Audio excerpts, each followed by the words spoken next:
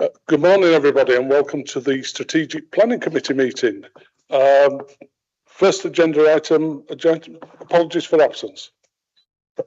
Thanks, Chair. Yes, we've got apologies from councillors John Mann, John Catanach and Robert Windass, and Councillor Caroline Goodrick is substituting for Robert Windass. Thanks, Chair. Thank you very much.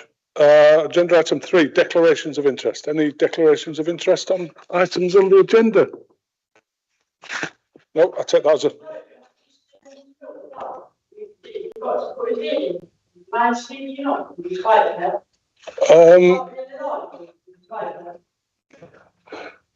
It'd probably be better off sitting at this side because that's where the speakers are. All right, I'll try and talk to you that way if that's all right. Is that okay? It's the minutes, Chair. Oh. There you go, I'm in trouble already. I've missed the minutes. Minutes of the previous meeting on the 9th of September. All those in favour? Andrew Lee and everybody else. All the minutes agreed. Oh, sorry. And one abstention, Caroline Goodrick. Thank you very much. Declaration of interest. Back to that. None. Right, we move on to the first substantive meeting. Agenda item number 4. Alan, your presentation, please. Thank you, Chair. Good morning, members. Item number 4 is on page 7 of the agenda and relates to a hybrid planning application comprising a full planning permission for 645 dwellings, a mix of 1, 2, 3 and 4 bedroom properties, with an associated link road, landscaping, public open space and surface water attenuation basin. The other aspect of the hybrid application is the outline planning application for the erection of a primary school on a 2.1 hectare site. The overall site amounts to just under 32 hectares. The application is reported to committee as it exceeds 500 houses and is also accompanied by an environmental impact assessment. The application was subject to a member's site inspection yesterday morning. So first of all, just starting with the presentation, I'd like to just run through a number of late pages that have been provided by members of the public and consultees and also the applicant. So members should have had seen copies of these. So first of all, the environmental health officers of the council provided a further response which essentially highlighted what they've previously highlighted in terms of the matters that need to be considered in respect of noise and odour impact from the adjacent industrial use. And there was also a schedule of suggested conditions in the event that permission is granted. In response to that, the applicant's consultant has issued 2 further rebuttals, which again reiterate the assessments that are reported as part of the published officer report. So again, there's no real further information that's been provided. There's also been a response from the operator of the adjacent meat processing factory, which is Safina Foods. So they have a highways consultant who was provided a technical note which has been circulated, which flags up the impact on their operations. So that includes various suggestions in terms of how the development could improve their operations, such as improving the quality of the cycle parking provided on their site. So those particular aspects will be discussed later in the presentation, where we consider the requirements of the local highways authority and also the additional requirements by the third party. In addition to that, we've had a further technical response from the applicant's highways consultant, who was pointed to the local highway authority response on various matters and highlighted that these have the points raised by Safina have been previously considered by the highway authority. So again, we'll come back to that later in the presentation. And then finally, we have had a response from a member of the public, which has been circulated this morning, which raises concerns in relation to sewerage infrastructure capacity. I believe it also says that there are errors within the officer report. So in terms of that statement, the officer report within the consultation section details a number of Yorkshire Water responses to the application which have been received over the last 4.5 years. We're satisfied that that is an accurate reflection of Yorkshire Water's responses on the application.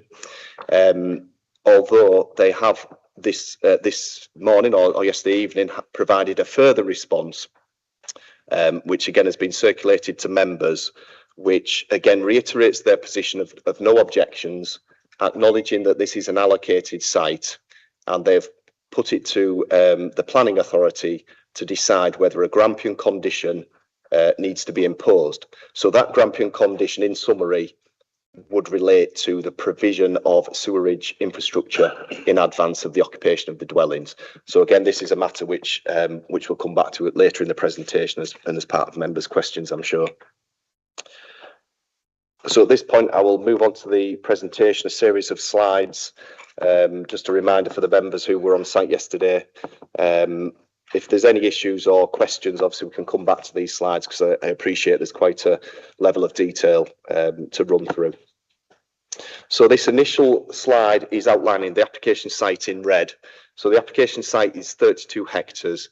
Allocated site forms part of the development plan within the former Rydale area. So the site is on the south-east edge of Norton. Due to the allocation, it falls within development limits.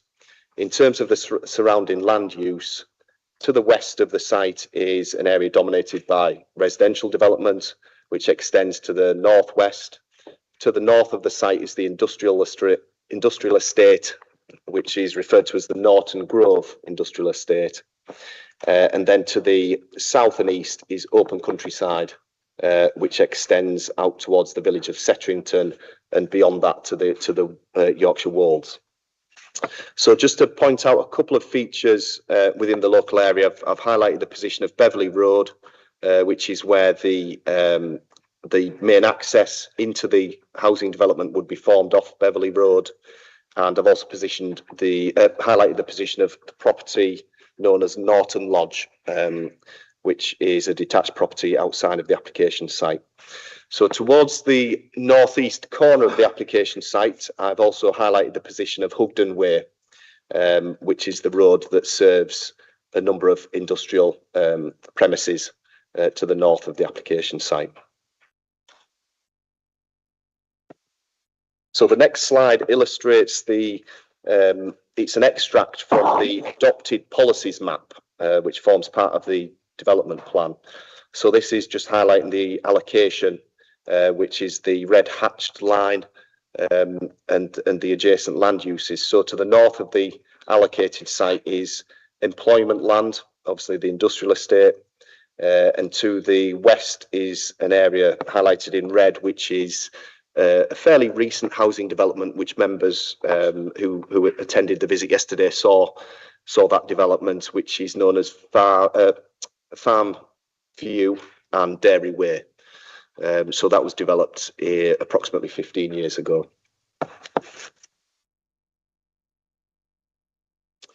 So the next slide is, I requested that colleagues within our policy team just provided a bit of helpful background in terms of the allocation, and have kindly provided some wording to put in front of members.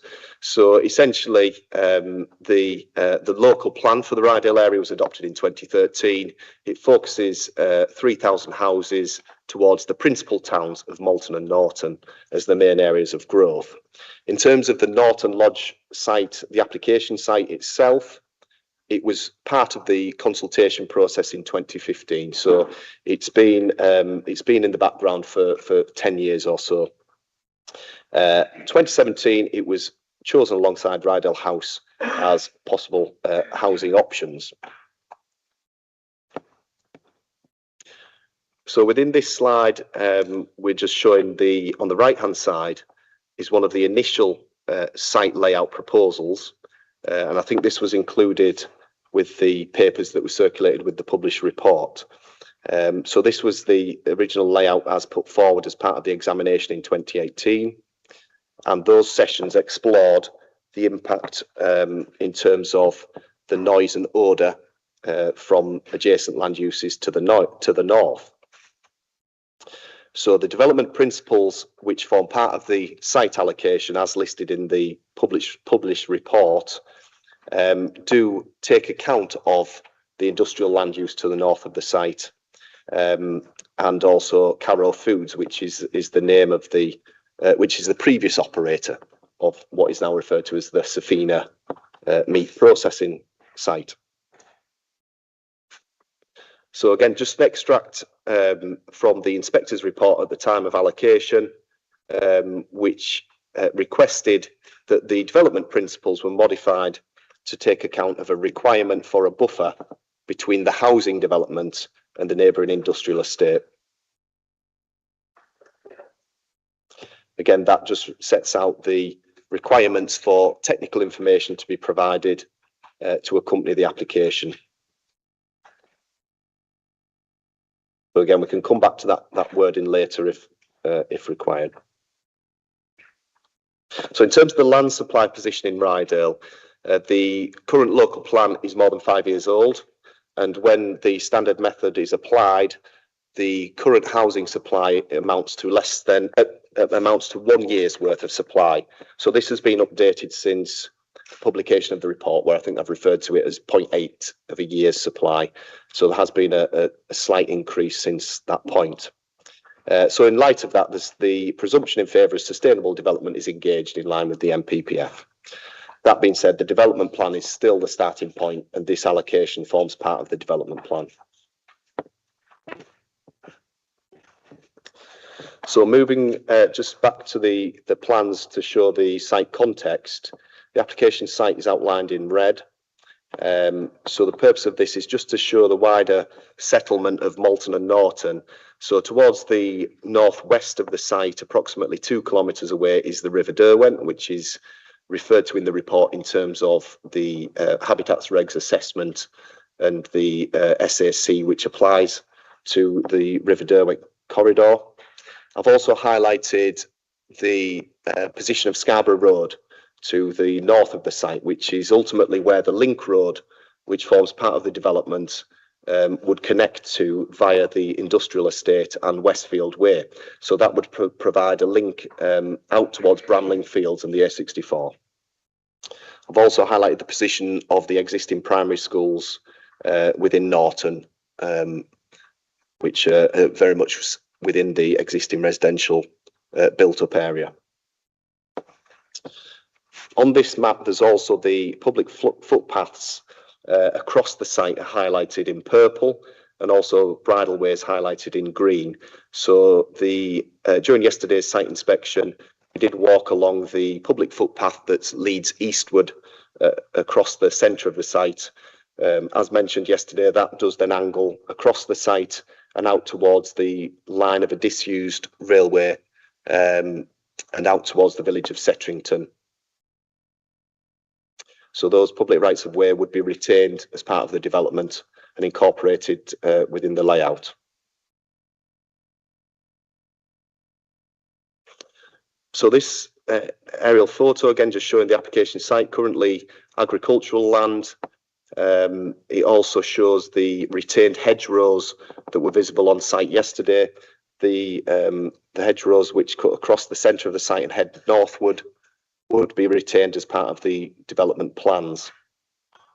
So again, just to illustrate the industrial land use to the north, and I've also highlighted the position of an existing care home, Deansfield Court, which are care apartments, approximately 200 metres from the industrial estate. So just to sort of illustrate the surrounding area is a combination of industrial land use, residential, and then other land uses such as the residential care home.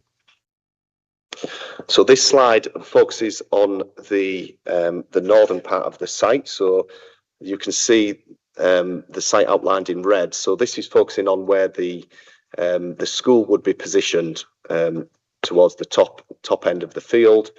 So I've highlighted the position of Safina factory, also Bright Steels, and the Hugden Way industrial estate. I've also highlighted the position of existing housing, which is referred to in the report.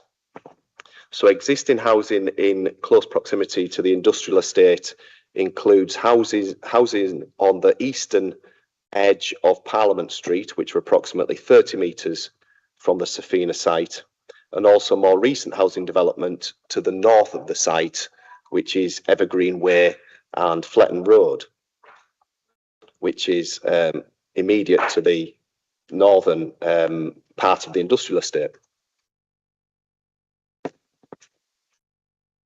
So moving on to the plans which accompanied the current application. Initially, the proposal sought permission for 672 dwellings. So this is the initial site layout plan, which is no longer under consideration and has been superseded. But it was just to highlight the starting point for the position of the school site, which was initially at the southern end of the development site, and also the position of housing close to the industrial estate at its northern edge. Also, initially, the attenuation took the form of a 5 metre high acoustic barrier, which would be a 3 metre bund and a 2 metre acoustic fence along the northern boundary. In terms of the areas of public open space and surface water attenuation, they are largely unchanged. So within this proposal, the nearest dwelling was 35 metres from the boundary with the industrial estate. So this gave rise to concerns from the environmental health officers, and I think this was back in 2022. This resulted in discussions on a revised layout, which is now shown. So just flick back between the original layout and the now proposed layout. So as you can see, in terms of surface water attenuation basin and public open space, similar positions. The public open space in terms of the quantum has increased. The most notable change is obviously the school has been repositioned. The school site has been repositioned to the northern part of the application site. The link road is unchanged in terms of its position along the southern boundary and the eastern boundary linking to Hugden Way. But within the current proposals, the nearest dwelling to the factory is 95 metres from the boundary. The nearest dwelling beyond the school site is 170 metres, and there's also a 45 metre buffer between the site boundary and the school site. So within that buffer area, there would be an 8 metre high acoustic barrier, which has increased from the initial proposal of 5 metres. So that 8 metre high barrier would be a 5 metre high bund topped by a 3 metre acoustic fence. Also within that area would be a strip of public open space. So within that plan, you can also see how the public open space at the in the northwest corner would link through to King George's Field, which is an existing area of public open space with a play area and football pitches. So it does seek to provide that connectivity to those existing areas of public open space. So moving on to the photos of the site and the surrounding area, I'm just going to follow it through in the same order in which we conducted the site inspection yesterday. So within this photo on the right hand side is Farm View. So this is where the majority of members parked the vehicles yesterday. So this is the relatively modern housing development opposite the application site, opposite Norton Lodge, which is accessed off Beverley Road. So looking south down Beverley Road, I've highlighted the position of the priority junction, which would be formed, which is in the position of an existing chicane, speed calming chicane. And further in the distance, I've pointed out the position of the Link Road roundabout. So just flicking back to the site layout, towards the bottom side of the site, towards the southwest corner, is the priority junction and the roundabout serving the link road. So this photo is taken within the site along the public footpath that cuts towards the centre of the application site. This is where we entered the site yesterday, and this is facing east. So the buildings on the right hand side are those associated with the existing farm and Norton Lodge itself. So that is outside of the application site. So this is taken from within the site facing back towards Beverley Road. So towards the rear of Norton Lodge, and Beverley Road is in the background, and the houses on Beverley Road.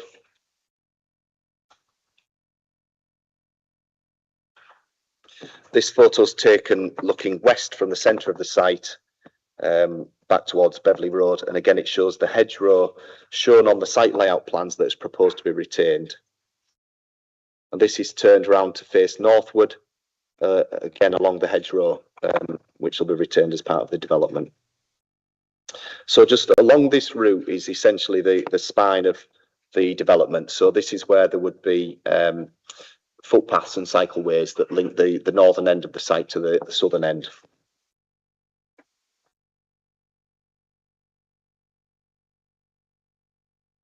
So this photo is turned towards facing the industrial area.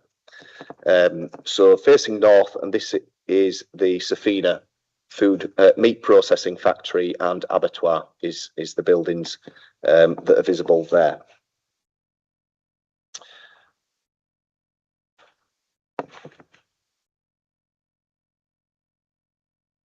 Seem to have lost the ability to move the slide on, unfortunately. Yeah. I don't know if I've just closed. Yes, apologies.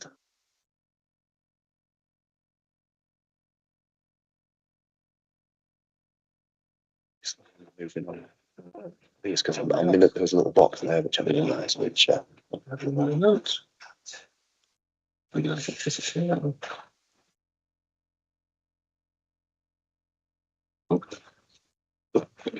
What you want? Yeah, brilliant. Thank you.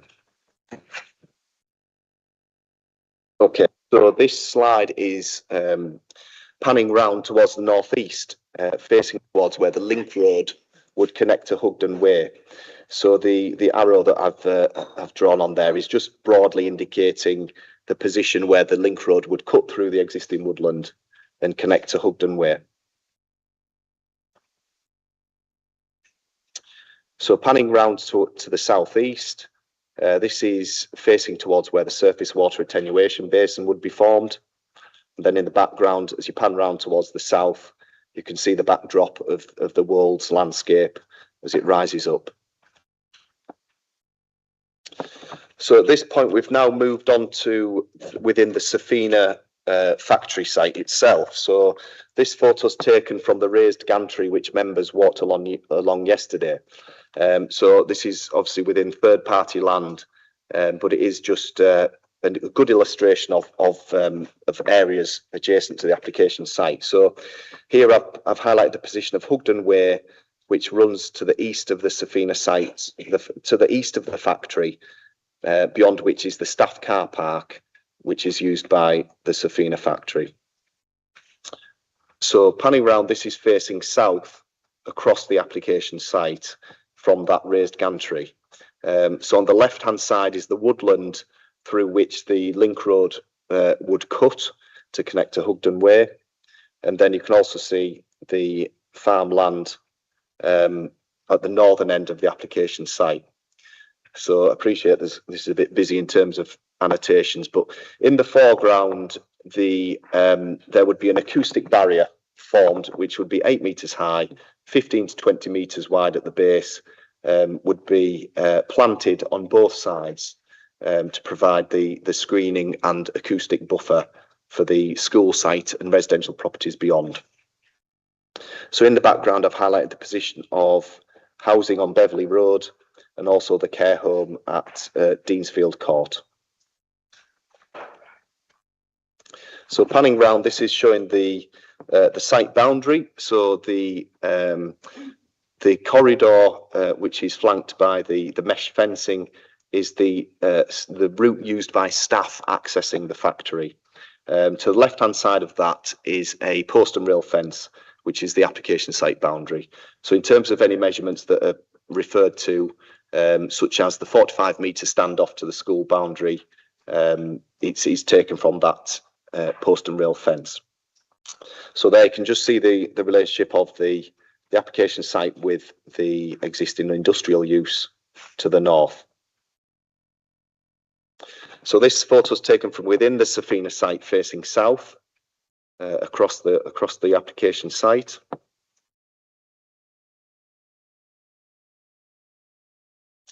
Then at this point we are now on the public bridleway on the southern side of the application site. So this is facing across to Beverley Road. So I've pointed out that the link road would be run parallel to the boundary in this position. So the buffer would extend up to 100 metres in from this boundary in terms of the structural landscaping on the open countryside side of the application site. So this is where there would be significant landscaping to screen the housing development. So just panning round, this is facing towards the farm at Norton Lodge, and then on the right hand side on the horizon you can see the factory.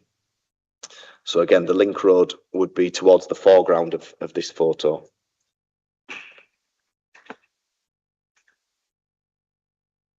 Then panning round, facing eastward. So this is where the link road would loop around the eastern edge of the application site to connect towards Hugden Way. So now at this point we're back onto Hugden Way, which is the road through the industrial estate, which would connect to the proposed link road. So there are commercial premises which flank the road as existing. And this is moving down that road towards the Safina food factory site.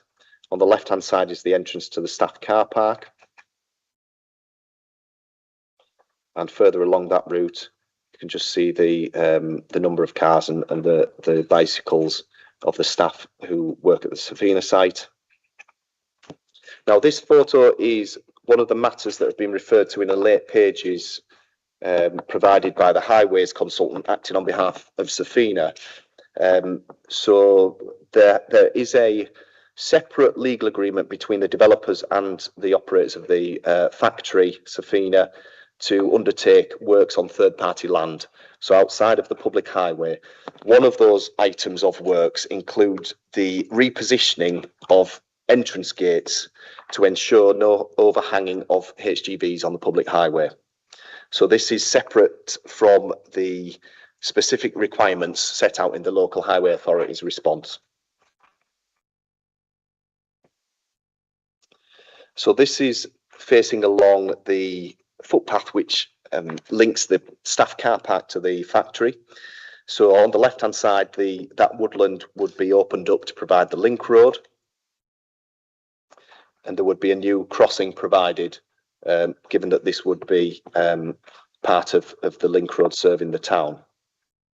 And again, just flipped round, this is facing south along Hugden Way to the position within the existing planting, which would be opened up for the link road. So as you can see, as part of the local highway authority's response, it was important to take account of pedestrian movements. In this case, at the start and end of shifts for the factory, there is quite a significant number of pedestrians using this part of Hugden Way.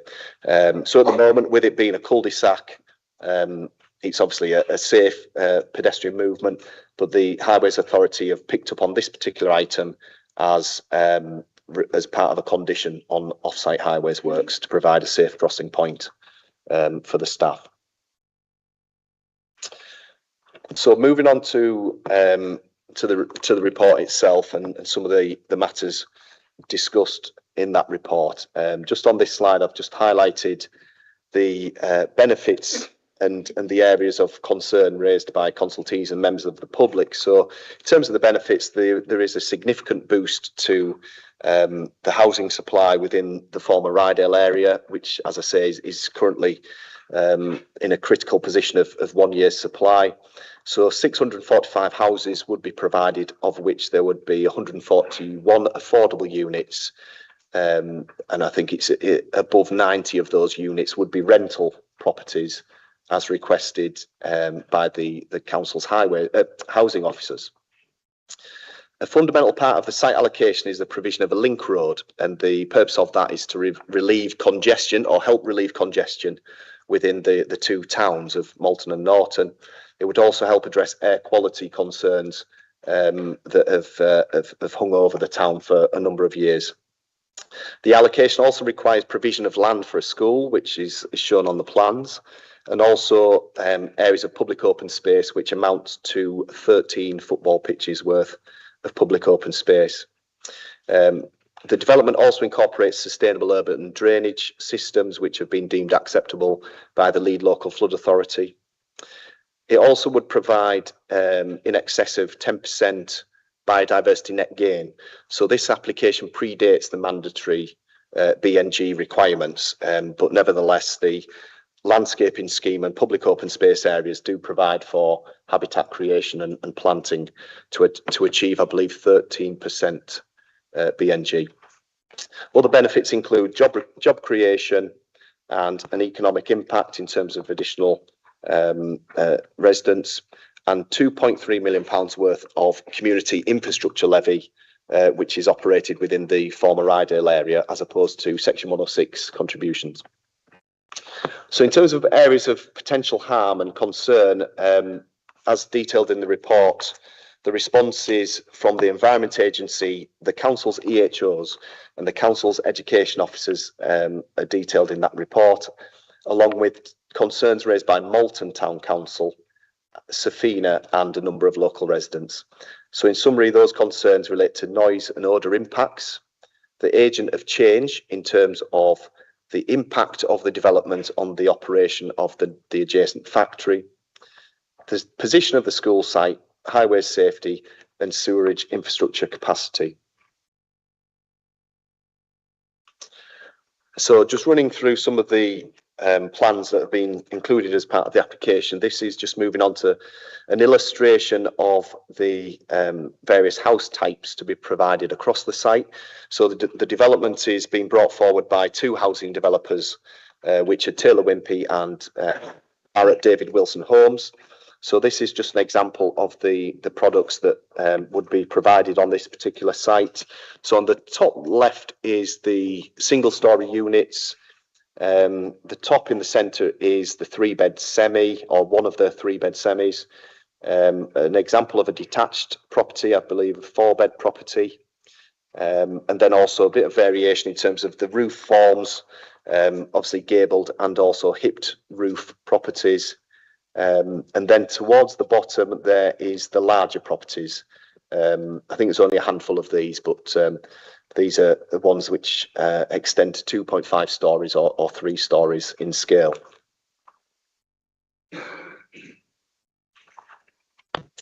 So I've included a slide which just covers the sustainability of the dwellings themselves. Just to flag up that the development, the Rydale local plan was adopted in 2013, and it doesn't include any specific policies that require solar panels or any specific technologies. So at this point, it would be reliant on what's required at building regs stage. So I've just given a list of the items which the developers would need to incorporate to achieve building regs compliance. So this is to achieve current building regs compliance. So in terms of solar panels, insulation, double glazing, and ventilation requirements, along with electric vehicle charging points, which is a requirement for each dwelling. And then I've just added a note to flag up that obviously this is a phased development over the course of 10 years, built out at approximately 70 to 100 dwellings per year. And there is the prospect of the Future Homes Standards being adopted by the government next year, I believe. So that would in effect require the dwellings to be zero carbon ready, which would be another layer of requirements in terms of incorporating sustainable technologies within the build. So within this slide, I've picked up on the affordable housing provision, which is detailed within the report. So the local plan policy SP3 requires 35% affordable dwellings to be provided on development. It does also provide scope for the viability to be considered, where the deliverability is to be reviewed. So as part of this application, over the course of 2.5 to 3 years, the council has engaged with independent viability experts, as has the applicant provided viability assessments which have been reviewed. So the starting point, as detailed within the report, was a position of no affordable units being provided on the site. So the officers have worked with the applicant to negotiate to strike a balance in terms of the deliverability of the site, acknowledging that in this case, in addition to the usual development costs, there are abnormal costs and key infrastructure requirements that go beyond benefiting just the residents of this development. It would benefit the wider town in terms of the provision of a serviced school site and also a link road. So in summary, that viability review process has looked at the sales revenue, development costs, abnormals and infrastructure costs, and calculated a reasonable profit for the developers, just to ensure that this is a deliverable site. So as it stands, the proposal which officers are supporting and as set out in the report is 22% affordable units, 141 dwellings, of which the majority are rented units. In addition to that, the Section 106 agreement would ensure that they are NDSS compliant. So that is in terms of the internal space standards for the properties, to ensure that that they are matching the market dwellings in terms of what's being offered. So on the numbers shown on the site layout plan are just the groupings of affordable units. So it's really just to illustrate the sort of the pepper potting of the affordable units across the site. Because obviously at times we do have to deal with sites where they are grouped together. So that's just to illustrate that we've worked with the applicant to agree that that they are suitably spread across the site. And in terms of the build quality, it would be tenure blind. So this slide focuses on the link road, which is a fundamental part of the allocation in terms of air quality improvements and congestion within the town centres. The route of the link road is shown as the red dashed line. At the northern end is a roundabout which has been designed to allow for the turning of HGVs and buses. So given that this connects to Scarborough Road to the north, there is potential for bus services to be extended in terms of the coastliner buses, the larger buses, which could be extended to serve this site. In addition, this has been the size of the roundabout has been designed to take account of any HGVs accessing the industrial estate, which is currently a cul-de-sac, who need to turn around without entering the main residential area of the development. So the link road relates to 1.3 hectares, and if permission is granted, officers recommend that the Section 106 agreement requires that it is completed prior to the occupation of the 100th dwelling. And that figure has been put forward in consultation with the Highways Authority, who was obviously appreciate there would be an impact of 100 dwellings being occupied in terms of increased vehicle movements and congestion, but that's the tipping point, if you will, as to where this road needs to be up and running. So that road would be designed to be 30 miles an hour. So on this slide, I won't run through every item. It's essentially taken from conditions 22, 23 and 27, which relate to off-site highway improvements as recommended by the local highway authority. So this would include give-way features, additional signage, footpaths and shared facilities for pedestrians and cyclists. And I've also highlighted the timing of when those various features should be provided.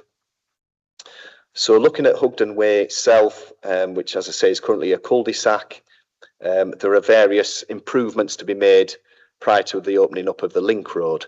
So that includes the crossing, 2 crossing points, improved signals at the junction with Scarborough Road, and also signage within the town centre to flag up to motorists that there is a link road. So just moving back to the school site, just to focus on the northern end of the development, just to highlight the position of the 8-metre high acoustic barrier, which would wrap around the northern boundary and also to the eastern side of the school site to screen it from the car parks. The buffer zone between the factory boundary and the school boundary would be 45 metres. Within that area, there would be public open space and footpaths, and then there would be the boundary of the school site. So the school is made in outline. So in terms of plans that show a school building and outdoor games areas, that's all completely indicative. It would be for the Education Authority to put forward a scheme as part of reserved matters or a future full application. To the west of the school site is the area of public open space, which includes formal play space and footpath connections to King George's Field, which is the existing area of public open space off Eastfield Road.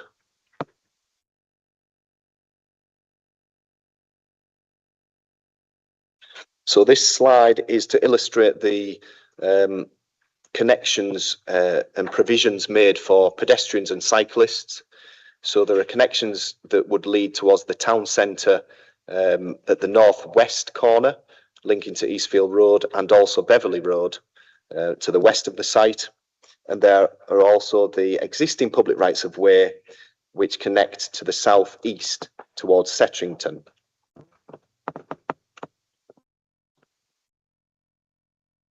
So this slide is focusing on the noise impact. So it's an extract from the applicant's noise impact assessment. So the areas in dark green are those which fall below 50 decibels, which is low impact. So generally acceptable, the areas that are dark green and light green. Within the school site, it does actually indicate a multi-use games area. So that's just to explain the higher noise levels, which are shown in orange around a rectangular shape. So that is to be ignored because there isn't a multi-use games area provided as under consideration. So what this illustrates is that with the acoustic barrier in place, the noise levels within the school site would be acceptable, and also to bear in mind that they would be daytime use of the site only. So the land use is considered to be compatible in that sense. The nocturnal environment of the residential properties is protected by the increased separation distance provided by that buffer zone. So I've just included a note to obviously highlight the school operates weekday time and is closed for 13 weeks a year. And this leads to officers considering that it would be a compatible land use. The acoustic barrier, the main reason for it being included is because of the boiler valve, which is present on the factory to the north, which is mounted at a position 6 metres high. So that boiler valve is referred to in the report, and it is part of the normal operation of the factory. but it is intermittent in terms of its use. So the factory operators have informed us that that goes off at an unknown time, approximately 3 to 4 times a year. So then also there's a note there just to highlight that in terms of the requirements of Building Bulletin 93, which is referred to in the education comments, this shows that the ambient noise level can be achieved. So if you also look along the link road, there are properties which front the link road, and there are 5 plots where there would need to be localised acoustic fencing to protect in external amenity space. So moving on to the odour impact, this is taken from the odour management plan, which is part of the Environment Agency permit for Safina. So this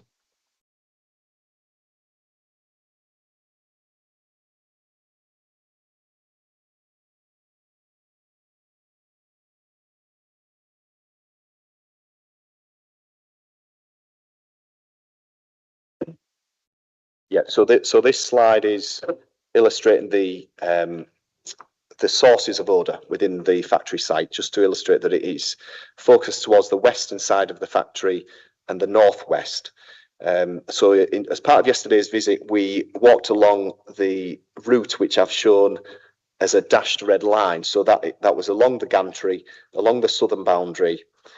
We turned right around the staff canteen and towards the rear of the site. So it's towards the back of the site, adjacent to the allotment to the west, where the animals are delivered to the factory.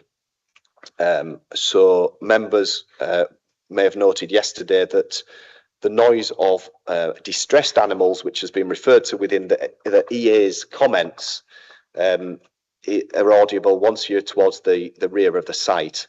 But from officer visits, our experience is that they are not, you cannot hear them from the application site due to the attenuation provided by the existing buildings. So in terms of other items, there are various trailers which contain animal byproducts, but they are covered by an environmental permit, which is currently being complied with, and the audits show that best available techniques are being employed to minimise pollution. The applicant's assessments include sniff tests, which, as set out in the report, do comply with the relevant guidance in terms of the number of tests, and the results of those tests do match with the tests undertaken by the consultant acting on behalf of Safina. So that did take into account the wind direction and meteorological conditions.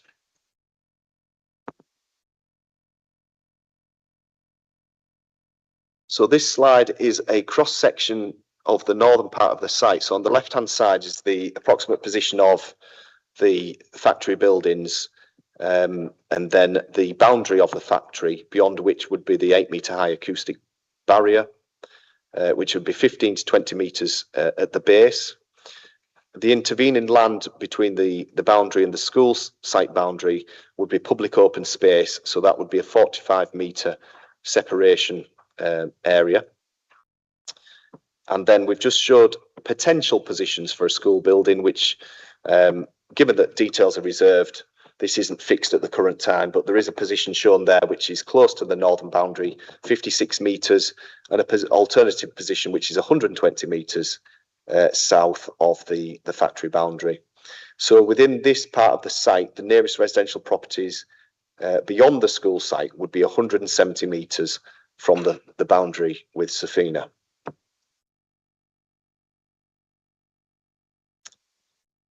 And I believe that's just returning to the current site layout plan as proposed, which I'll just keep on screen. So I'll just return to the report and just run through a couple of the key points in the published report before I wrap up the presentation. So in terms of the principle of development, the site is part of a key strategic allocation within the former Rydale area, and it is critical for the land supply. As detailed within the presentation and the report, there have been concerns raised by the EHOs, Environment Agency, Education, Malton Town Council, local residents and Safina Foods, which I'll come on to. So the returning to affordable housing, there has been a viability review. The non-compliance with policy SP3 and the 35% requirement has not been taken lightly by officers. Hence, the officers have commissioned several reviews by independent experts over the course of the last 3 years to work towards reaching a deliverable compromise on the number of affordable units. So the outcome of that, as detailed, 141 affordable units. In terms of the sustainable credentials of the new dwellings, as detailed in the presentation, that would be require compliance with building regs. There isn't, although development plan policy does not preclude the use of solar panels and ground source heating, for example, and there's no proposals to remove permitted development rights for those aspects. In terms of the impact of the industrial land use to the north, clearly the development would introduce new receptors on the southern side of the factory and associated abattoir. This is recognised within the development principles for the site allocation, which require a design and layout that responds to the requirements to mitigate odour and noise associated with the factory and abattoir. The concerns of the EHO and the Environment Agency is that there is potential for complaints and pollution reports to arise due to the increased number of receptors on the southern side of the factory. Potential for detrimental effects is recognised as part of the development principles in the site allocation, which set out the requirements for the mitigation, which includes the acoustic barrier and the separation distance. In terms of the noise environment experienced from officer visits, it is clearly a background industrial noise, which can be a series of generated by fans or alarms, as experienced by members of committee at yesterday's visit. But from officer visits, the sound of distressed animals have not been audible within the application site. In terms of the main sources of noise, the boiler valve is part of the normal operation of the factory, but occurs between 3 to 4 times a year, and salt deliveries, which is referred to within the report, occur once a week for a 1-hour period. It's not possible to mitigate these items at source, given it's third-party land, but the proposal does include mitigation. Ultimately, the residential receptors would be no closer than the existing properties to the north, which are within 35 metres of the factory. The extensive surveys that have been provided to the council by the applicant conclude that there are no significant adverse effects. The NPPF draws a clear distinction between the role of the planning system in terms of land use considerations and the separate pollution control regimes, which the LPA should assume will operate effectively. Officers consider that the design incorporates a substantive landscape, visual and noise attenuation buffer between the site and industrial uses to the north, which includes an 8-metre high acoustic barrier. There will be noise and odour impacts on the new receptors, but subject to embedded and additional mitigation, the effect is not anticipated to be significant, and good levels of amenity can be achieved for all occupants. It is acknowledged that a number of dwellings will be reliant on acoustic glazing and alternative ventilation to achieve acceptable internal noise levels at night. Despite the school being sited close to the factory, internal noise levels at the school will be between 30 and 35 decibels, and external noise levels will be 50 decibels on account of the 8-metre acoustic barrier. These mitigation measures will ensure that the nationally accepted internal noise levels at night and during daytime can be met. In terms of the order, the site allocation development principles acknowledge the presence of industrial neighbours.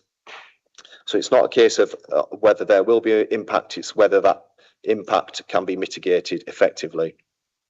Again, there is no option to mitigate at source, given it would relate to third-party property.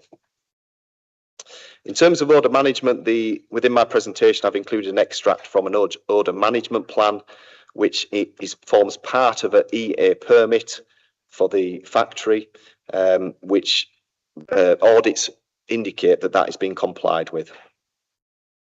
Planning guidance, which is referred to in paragraph 10.172 of the report, sets out the steps for the mitigation to be taken in respect of odour.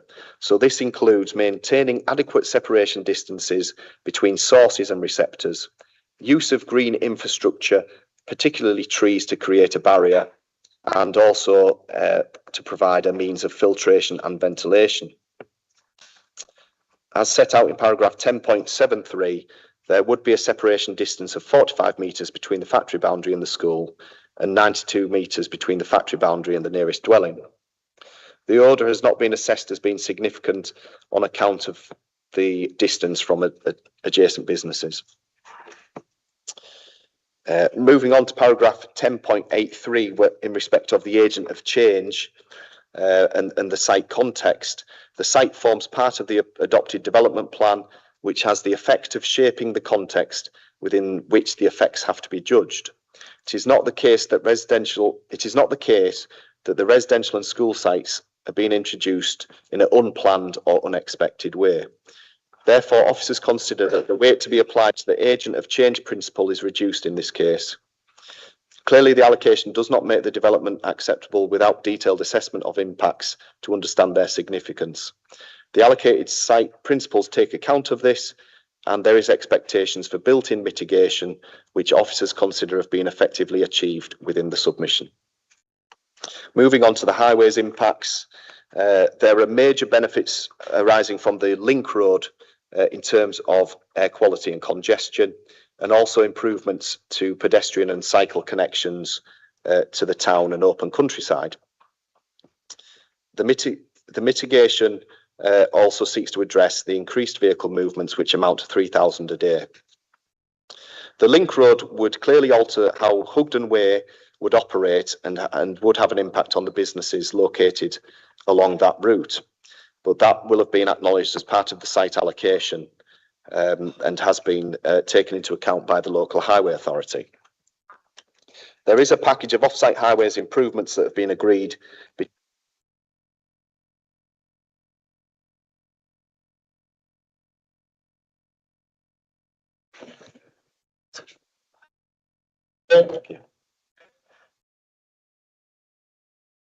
So the package of off-site highway improvements agreed between the developers and the factory operator include setting back of entrance gates to avoid HGVs overhanging the public highway.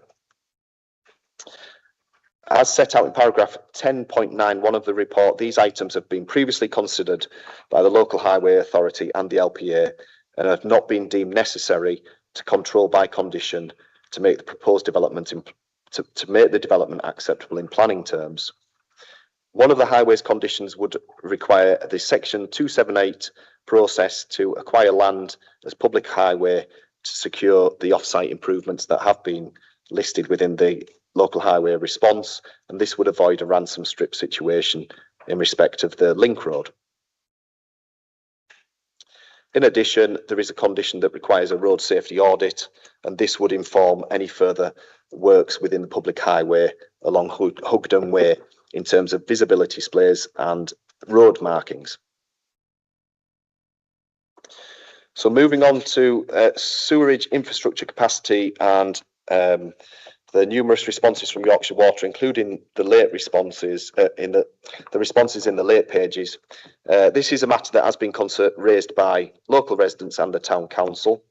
Yorkshire Water has a statutory responsibility to provide the necessary infrastructure for residential development and has not raised an objection to this proposal, acknowledging that it is a strategically allocated housing site which has been identified within the plan since 2019.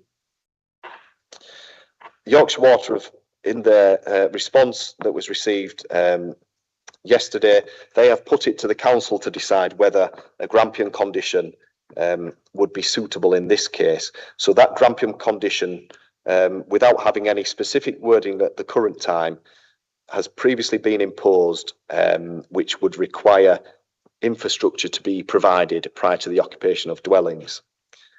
In this case, the development is significant and would be phased, and there is the phasing condition number 3, where the council would be able to understand the order in which the houses would be built and occupied over a 10-year period.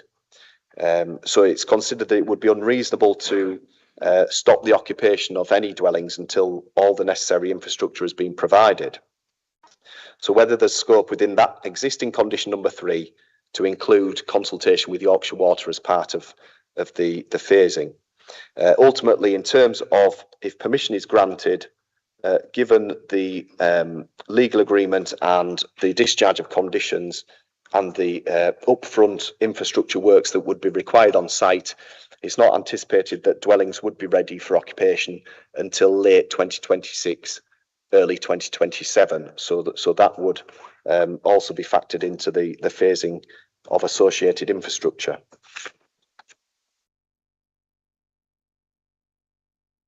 So in conclusion, the starting point for decision making is the development plan. The site is located within the development limits of the principal town and is a strategic allocation that remains one that the LPA would wish to see progressed, particularly in light of housing supply. Officers consider that the development principles have been suitably addressed and that significant benefits would arise. The application does give rise to conflict with policies of the development plan in respect of affordable housing and the provision of bungalows, and also achieving the highest standard of noise, the highest noise standards for all dwellings. In terms of the affordable housing provision, as explained, that has been subject to an extensive viability review process to ensure the deliverability of the housing.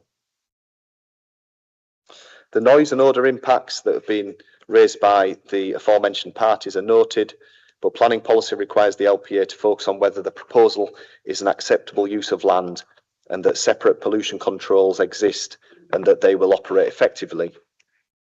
In this case, there is no contradictory evidence to support the assertion that the existing industrial uses and proposed uses cannot coexist, and it's considered that it would be a compatible land use subject to mitigation.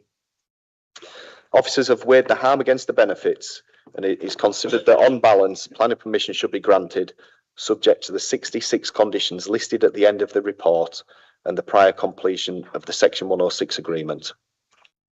Thank you, Chair. Thank you very much. We'll just take a short break while Councillor Brown needs to nip out the room. It shouldn't be more than 2 minutes. And then we have the first speaker, which is Paul Butler, please, who is the agent for the applicant. Chair, sorry. Chairman, sorry, I hadn't realised that the Yorkshire and Humber IDB had made representations, and I need to declare for transparency that I am a member of the board of the IDB, but I take no active part in planning decisions. Thank you. So recorded.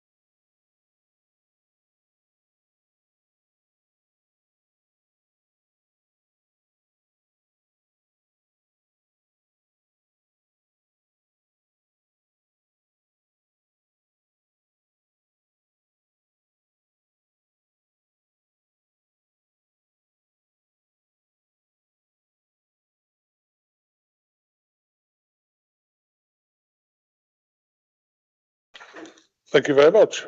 We have one speaker on this item, which is Paul Butler, the agent for the applicant. Paul, you have 5 minutes. The members can hear you, so if you're happy to start whenever you're ready. Fine. Is that one okay? Oh. I'll give it a few seconds.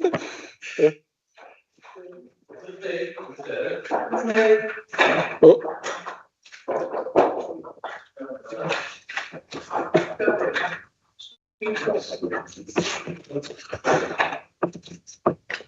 Spill the tea. Paul, over to you. Morning. I've been involved in this site allocation for 16 years now, and over that time, I can safely say that we've listened. Is that better? Where I was? Shall I start again? Excellent. Morning.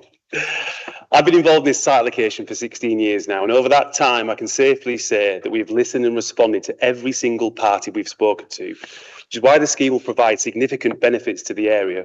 The link road will be a hugely positive benefit. It will remove significant level of traffic from the centre of Norton and Malton, which includes a removal of 40% of HGV traffic. We brought the delivery of the link road forward. Its construction will now commence at the start of the development to ensure it's delivered by the 100 occupation. Land is provided for a new primary school, but if it's not needed in the future due to declining pupil numbers, the council can use the land for alternative community uses. A site-specific drainage feasibility appraisal has been agreed with Yorkshire Water, who are not objecting, and we will work with them to deliver the agreed drainage infrastructure exactly when it's needed. The development will deliver £2.3 million in SIL funding. The SIL funding can be spent to improve local health facilities, also be used by the Environment Agency towards their flood risk alleviation measures. The development will deliver 7.9 hectares of green space, which, as you've heard, is the equivalent of 13 football pitches.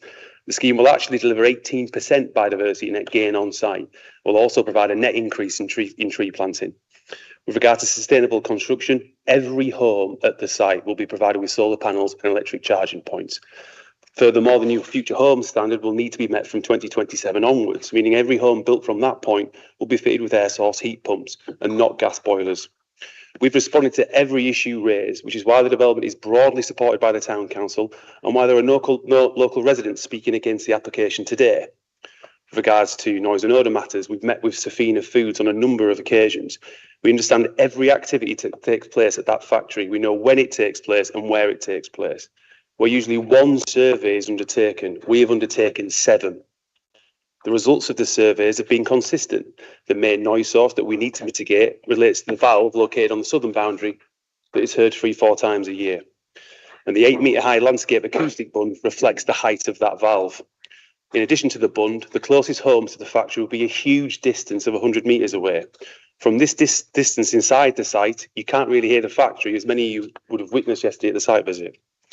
If the factory continues to operate in the same manner which they have been required to do by their existing permit, there will be no noise concerns in respect of noise or odour. I say this on the basis that there is no history of justified complaints from any existing properties which are only 30 metres away, 3 times closer than the proposed homes, and have no acoustic barrier protecting them. The landscape bund will also ensure that there are no issues with the school's location. We've confirmed this via specialist architects on the Department of Education's panel. The school can be built to nationally accepted noise levels.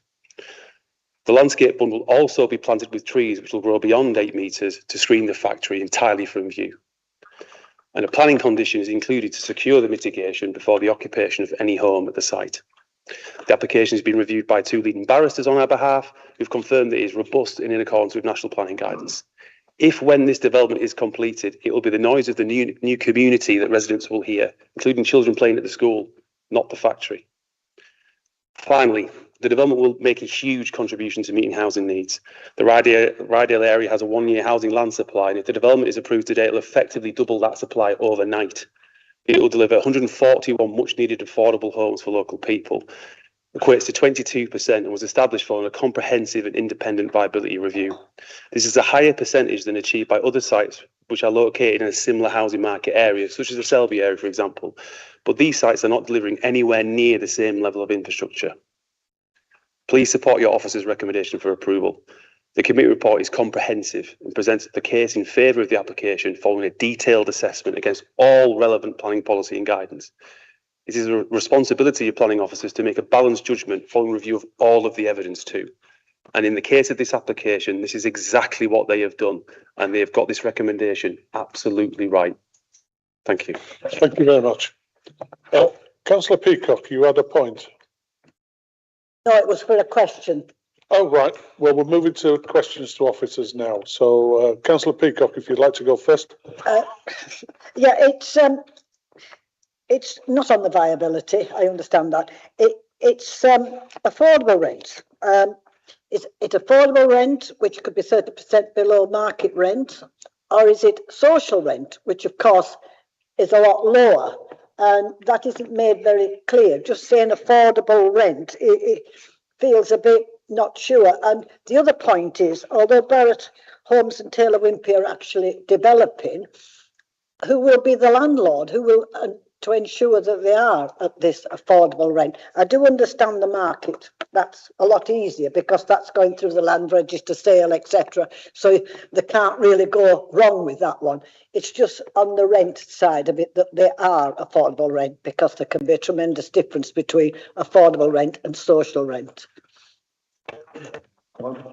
Yeah, thank you. In terms of the rental product, the draft section 106 is currently with our housing officers, and they are seeking for them to be those definitions on the rental products are currently under review. So we are obviously seeking the affordable rent products to ensure that they are available in perpetuity. And hence why we've looked for a higher number of rental properties. In terms of how they are managed, it would be a registered provider, so that is to be established in future.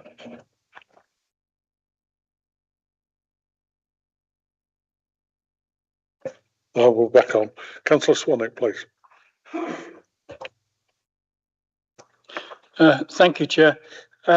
First of all, I think I'd like to thank the officers for a very thorough report. There's been a tremendous amount of work gone into this over a very long period of time, and we're seeing the benefit of it now. And also thank them for the site visit yesterday, which, although a little bit muddy in parts, was nonetheless very informative. My question, it was just picking up on one point that was listed on one of your lists in the presentation, and that was one of the benefits being job creation.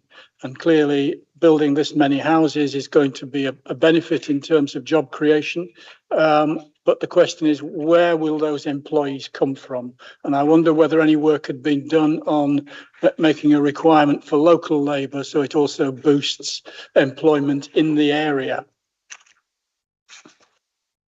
Yes, thank you. In terms of the application submission, the two housing developers do look to employ local construction workers. In terms of how that is secured as part of the planning decision, there isn't a local policy that we could hang that on in terms of requiring it through any sort of legal agreement. So it's really sort of just to take that reassurance from these particular developers that they do look to use the local market of in terms of employment during construction. Supplementary? That's not really the answer I was hoping for. I was hoping for a commitment by the developers to employ local people, and maybe that could be considered as an additional condition. Thank you. Councillor Hugo. Yeah, thank you, Chairman. Yeah, so I really regret not going to the site visit yesterday, but I had a last-minute emergency on the farm. Otherwise, I probably wouldn't be asking this. I'd probably know the answer. Just on the link road, we've got the link road there, and the speaker mentioned reduction in HGV movements. By the look at that, does that link road lead to the industrial estate? Because I can't see where. I'd be interested to know where wagons were accessing the industrial estate now. But for me, that looks as if it's going to increase the vehicles going along there to the industrial estate. Maybe that's what the link road's for. I'm not sure, but I just want some clarification. Thank you. Yeah, thank you. Yeah, the plan on screen, it doesn't show where the link road goes to, but it does connect to the southern end of Hugden Way, which is currently a cul-de-sac within the industrial estate. So that would be opened up. One of the intentions is to reroute HGV traffic away from the town centres. So this would be a route used by HGVs that would travel through the industrial estate and then link to Westfield Way and eventually Scarborough Road and then out to the A64 at Bramlin Fields. So it would result in a increase in traffic through Hugden Way, but it is targeted at HGVs as well. So it would result in Not working. Oh, there we go. Well, and just to add to that, the cul-de-sac, it's not really, it's an end of a road past the commercial units. So it will pull traffic from coming from the town centre that direction. Around the outside, I presume. Yes, thank you, Chair. Yeah, it is intended, work in both directions for both residents and HGVs, but it would alter how the road currently operates, and obviously there would be implications for existing businesses, and they would have to adjust to that. But that's been taken account for in terms of the allocation. Thank you, Councillor Goodrick. Thank you, Chairman. I have a number of questions. So can I ask the officer if he wants me to go through all of them all at one go, or if he wants me to give them one at a time? I thought you might say that. So, firstly, can you please help me understand why, when the site should have delivered 225 affordable homes, we now only have 141 affordable homes, and it's well below the 35% that was within the Rydale local plan. They were there for a reason. They were to deliver much needed affordable homes. So I'm very disappointed, and I understand all about link roads and all that kind of thing, but help me understand how we've come to those specific figures, please. I'll just give Alan a rest for a couple of minutes. You'll be aware that obviously we have policy targets within all the local plans across North Yorkshire which establish affordable housing targets from development. And you're absolutely right, in this instance with the Rydale local plan, 35% was the target. However, those local plan policies in line with national guidance do facilitate viability assessments to place to ensure that the balance between the delivery of affordable homes and developer profit is appropriate and ensures that development will proceed. In this instance, I guess the best I can do is offer reassurance that as officers we've really probed deeply into this development and its viability. We've used some very respected industry experts to interrogate the information that's been submitted by the applicant and have pushed to get the affordable offer as high as we can. And whilst obviously we share the disappointment this isn't achieving the policy target, as officers, we feel that the evidence that's been submitted and the advice we've received points to this being a justified compromise position. You're right in saying there is infrastructure being provided across this site. It's a big scheme. There are costs accrued to that. As necessary, I guess all I can do is offer you the absolute reassurance we've really pushed on this matter, and as I say, it ended up in a position where we feel we, with some reluctance, have to accept that this, in effect, complies with policy insofar as it is a affordable housing offer that finds that balance between delivering that much needed social housing and ensuring that the development does actually wash its own face and has a prospect of being delivered. Just before you move on, Caroline, if you give me opportunity to butt in, if that's all right, just to build on that, is the policy set at 35 or is it up to 35 where because that's the issue with Selby. The problem comes when the wording says up to 40%, but is the Rydell policy 35 and that's it?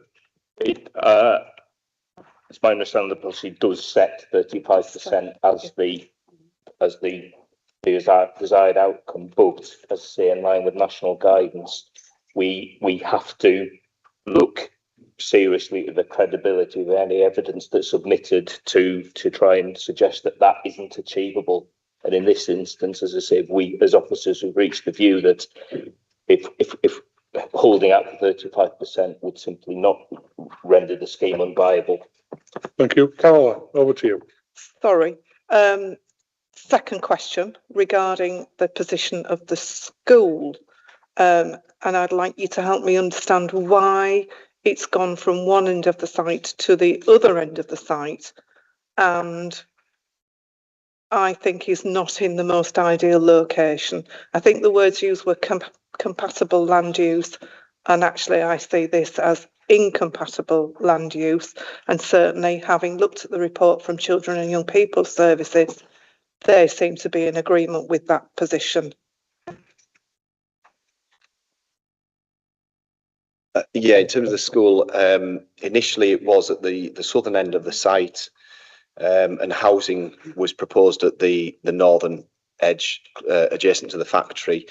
In light of the initial round of concerns raised by the EHOs, in terms of the proximity of those houses, the revised scheme does extend the buffer between the industrial use and the developable part of the site, but the school site does form part of that buffer. So the development principles require the buffer between the industrial use and housing.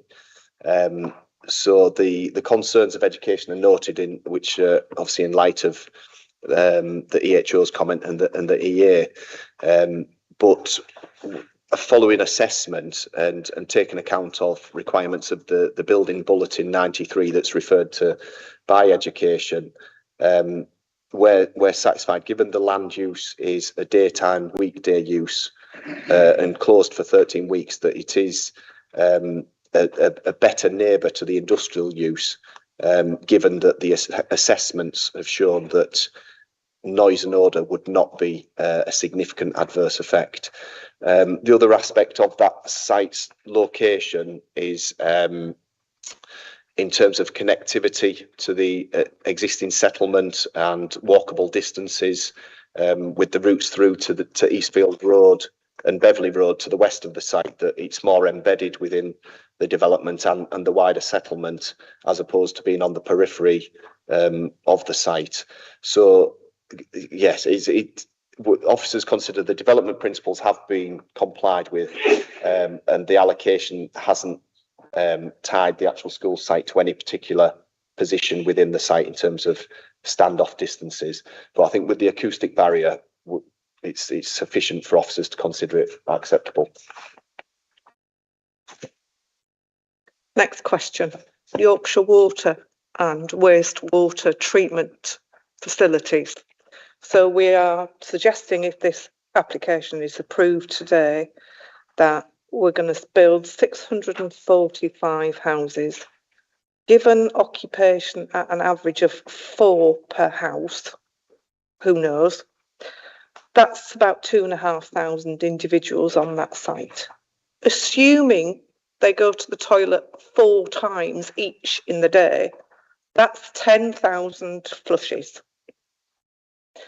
And I don't believe, because we have significant issues with wastewater treatment in Malton and Norton, that the facilities provided by Yorkshire Water are substantial enough to cope with the increase. Given that this has been on the plan for Rydell's housing for a considerable number of years, I haven't been able to find anything in the strategic management plan for Yorkshire Water that includes an upgrade to the wastewater treatment facilities. Yorkshire Water have suggested a Grampian condition, and I think it's incumbent on this committee to adopt that Grampian condition until such times as we know exactly what the strategic management plan is to deal with the wastewater treatment facility, which at the moment is at capacity and can very quickly become at over capacity. Would you consider as officers that this is a necessary condition? Because I certainly do, please.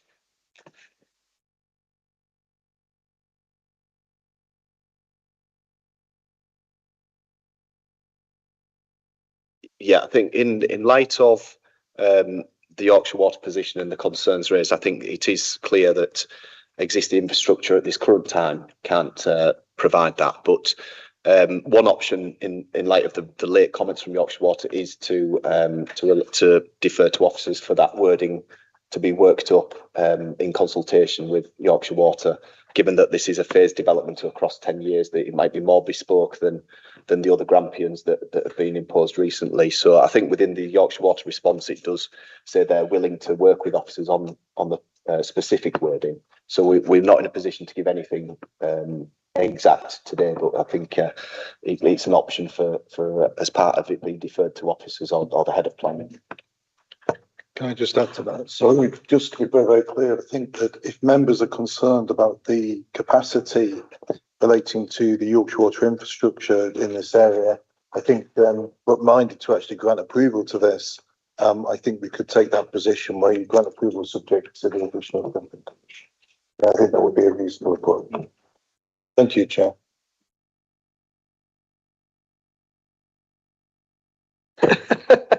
Sorry, I just want to make sure that we've dotted the I's, crossed the T's, and we get this right. This is serious stuff. So it was mentioned by the applicant's agent about SIL. Bearing in mind that we are about to populate the area with about 2,500 bodies, I wondered whether we'd had any conversations with the doctor's surgeries about a contribution towards expansion. Now, I know doctor surgeries are outside the scope of planning, but a contribution towards an expansion of surgery is within it. So have we had those conversations, and what are the results of them, please? Yeah, thank you. We have had a consultation response with, I think it's the ICB NHS Integrated Care Board, who've responded on the application. We've had meetings with them to understand their request for a set amount to provide for future expansion of Derwent surgery. It's been left as it stands that obviously the Rydale operates with the SIL policy, and that there's a 2.3 million pot of money, which would obviously need to include the education provision. But it would be a case of that being the remainder of that being sort of divvied up as part of the allocation of SIL, which is obviously beyond the decision being made today. Can I just ask you to confirm the height of the screening and bunding at the school end of the development, and whether that's secure, because we would have ostensibly there could be children in that area that need safeguarding?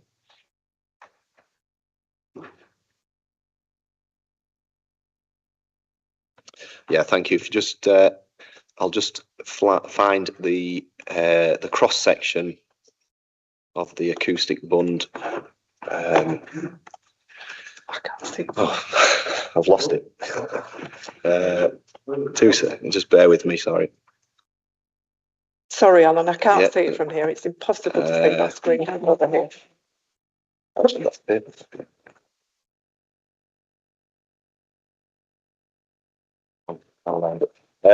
So in terms of the barrier, it is to the top of the acoustic fence is 8 meters, so it's a 5 meter high embankment.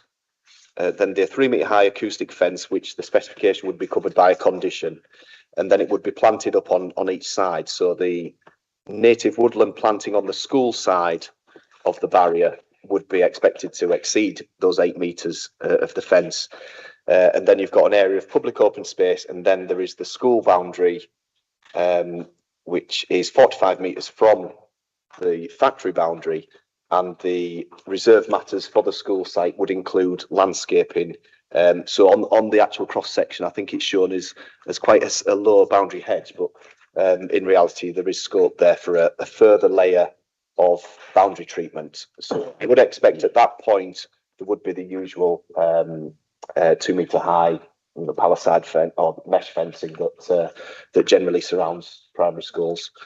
So that is a matter that would be dealt with at reserve matters for the school site. Okay. Next question. Okay. River Derwent carries an SAC classification, which is the highest river classification that can be given. I note from the Environment Agency they are worried about effects on the hydrology of that watercourse. What steps are we taking to mitigate any pollutants that might enter that watercourse, please? Yeah, in terms of the designation of the River Derwent corridor and the SAC, like you say, that has been through the Habitats Regs assessment process. So separate from the EIA process, that is to determine whether there would be effects on the special features of the River Derwent corridor. So that process has involved the applicant and the council employing specialists in terms of hydrology, hydrogeology, and the impacts of the construction phase, such as silt management. So there are conditions which relate back to the reports that have informed the Habitat Regs assessment process that we'd be able to control the construction phase mitigation to ensure that silt is managed properly and any pollutants are incorporated as part, taken into account as part of the construction environmental management plan. So that processing also included consultation with our ecologists and Natural England as part of the statutory process, who have confirmed that they're satisfied with those mitigation measures. Last one, 2 parts. Okay.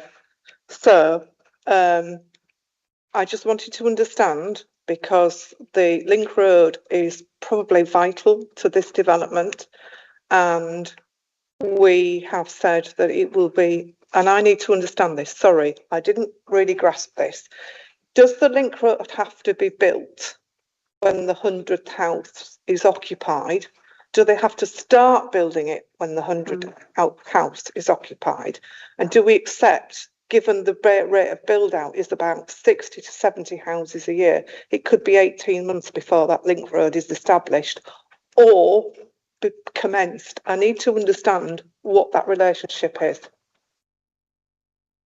In terms of the order of works, the phasing plan, which we expect to receive under condition 3, it would front load the link road, because the section 106 that is being drafted, should permission be granted, would require that to be open to through traffic upon the occupation of the 100th dwelling.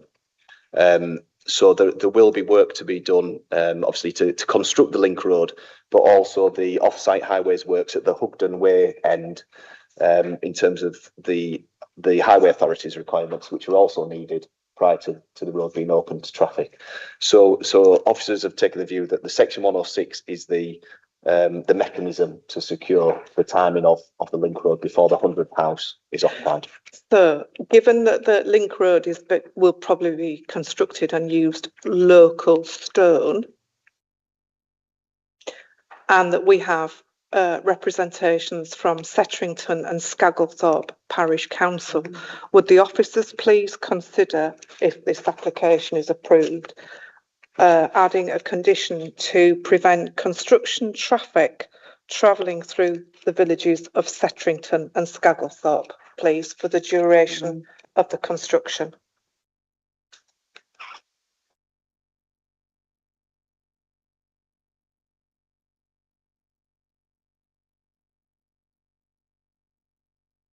Yeah, I think we're just trying to locate the condition included in the report, but the Highways Authority have included the standard construction management condition, which would relate to the routing of HGVs. So But this would be specific to the villages of Setterington and Scavelthorpe. Yeah, so as part of that, it would either be an amendment to the current wording of the condition or to allow the Highway Authority, consultation with the Highway Authority on that particular item. So it's whether we would defer to officers to tweak that particular wording. Okay, thank you. Martin? So I was just going to say we can certainly raise that with the Highway Authority and take those concerns on board and see if we can embed that in the construction management plan if that's possible. So, Sorry, Martin, just so that you understand, there is a condition already on the quarry that's at Setterington that prevents the quarry from using those villages as a route. I do understand. Okay. Just to clarify, it's condition 32 that addresses the construction management plan aspect, and point 7 requires details of the routes to be used by HGV construction traffic and such like. So that would seem a logical point to address that particular issue. So we can minute that point and make sure that that's a formal consideration. Thank you. Richard. Councillor Gosler. Thank you, Chair. 3 questions. The first is around the siting of the school. You mentioned that the link road is going to be 30 miles per hour. Can I ask what speed limit the access road in front of the school is going to be? As we're creating this new school environment, I would hope that the road and surrounding area around the school is built to the best possible healthy school street condition as we are building this from scratch. This is achievable, but I have concerns about how it will be achieved with the 30 miles per hour on the link road, which links off the roundabout to the school. That's the first question. Yeah, thank you. In terms of the school site, the access is reserved, but in terms of the detailed engineering drawings relating to that particular stretch of road, the highways conditions would allow that detail to be considered. We can't confirm today what the speed limit would be. I suspect it is likely to be whatever the standard is for roads outside schools. I wouldn't see why the highways would depart from that, which I would expect to be 20 miles an hour, but it would be a matter for the Highways Authority to confirm that. Just to query that, I'm just worried that at 20 miles per hour coming onto a 30 miles per hour roundabout, whether that is achievable.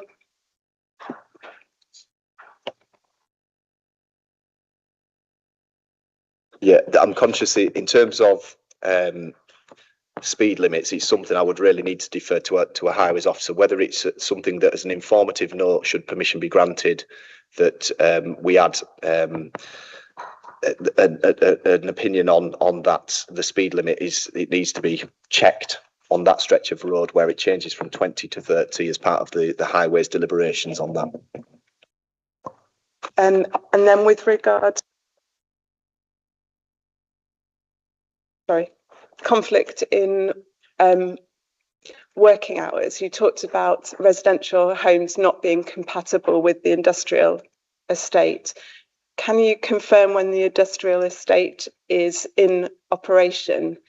Because I would see the conflict being more with the school working hours than the residential homes. The majority of businesses within the industrial estate would don't have restrictions in terms of operating hours. So the Safina factory, it is operational round the clock. In terms of the odour and noise impacts, there are the assessments have shown that there are certain activities such as washing out of trailers for animal byproducts, etc., that occur on a weekend, and certain activities that are more likely to occur on a weekday. So that's formed part of the and also including the activities which could occur on a night time has led towards the view that a school site, in terms of its use and the general hours of operation, wouldn't be incompatible close to the industrial use. in terms of, last question, just in terms of drainage, can you let me know whether there's permeable materials being used for the driveways around the properties? And you had a slide in terms of the sustainability of the properties and what is being promised. Are water butts going to be put onto each home to alleviate surface water flooding and also to help in terms of drought in drier months? This is something that's having to be done in retrospect in my community by our water company in some areas. So I'd like to see this being done proactively to prevent it happening. Yeah, in terms of the surfacing materials across the site, as part of the discharge of conditions process, if permission is granted, I would expect to, given the scale of development, is to really zoom in on the various phases and parts of the site to understand what the finished material would be. But given that it's adopting SUDS, that we do expect a permeable surfacing across the site. In terms of the comment on water butts, there wouldn't be a local plan policy on which we could hang such a requirement in terms of a condition, so it would fall to building regs, but there's nothing to stop us from putting an informative to advise the future developers that this is something that would be supported. Thank you. Councillor Packer.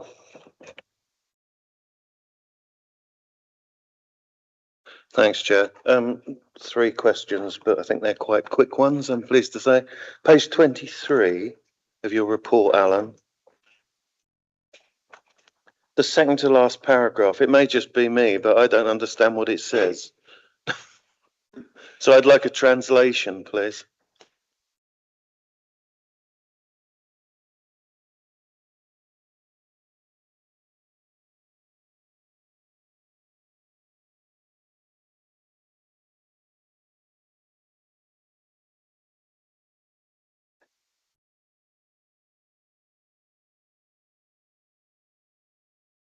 Sorry, could you repeat the paragraph in question? It's the second to last paragraph on page 23. This is on the, that's maybe on the printed version. It's paragraph 7.7, the housing services bit. Sorry, Yeah, on the wrong page. and it starts off housing officers housing officers request that.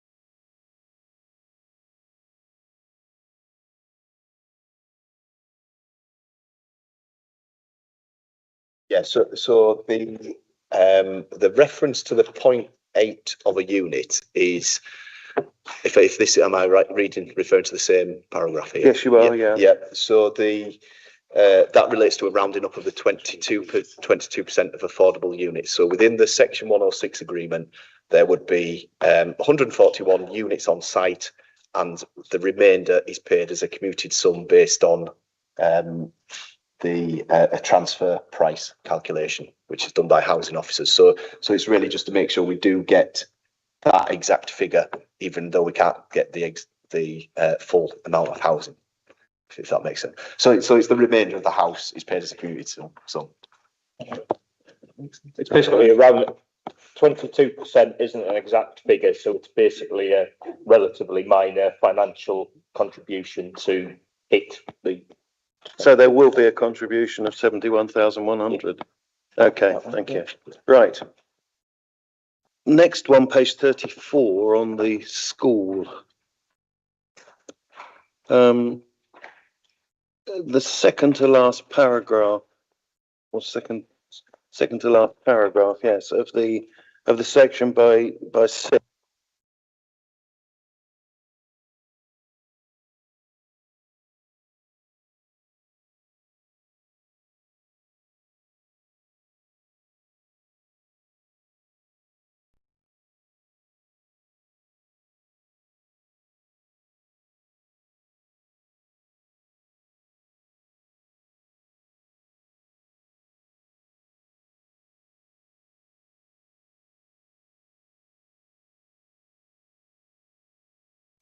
So in terms of the exact mitigation measures that would be implemented, that would be secured as part of the reserve matters design of the school. But on the DFE's guidance, which is also referred to as the Building Bulletin 93, the applicant has provided a further statement, which is referred to later in the report, from an architect who specialises in school design, who is confident that that those aspects incorporated in the design, that it would achieve the noise levels referred to in that particular guidance.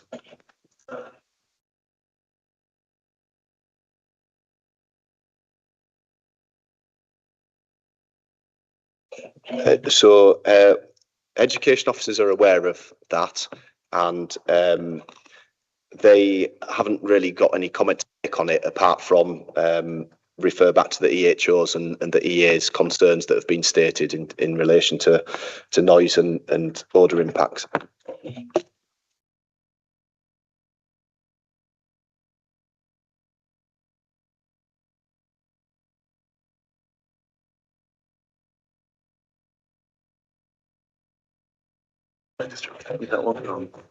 Oh, that's right. Yeah, it's just not pressing the button, just gone off. Page 44, where we've got the ICB comments, and they're looking for 760,000 as a contribution. And I think you said earlier that could be dealt with through SIL. That concerns me, because I think this is a direct impact of the development, and I think it should be part of the 106 agreement.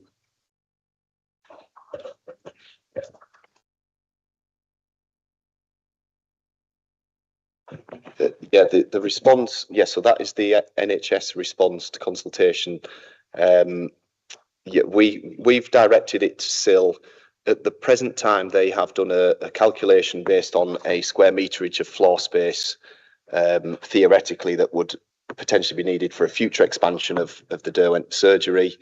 But there is no indication that that's due to come forward at any point. So at this stage, we've said there will be the pot of money for which they would, within that policy, this type of infrastructure is acceptable under SIL.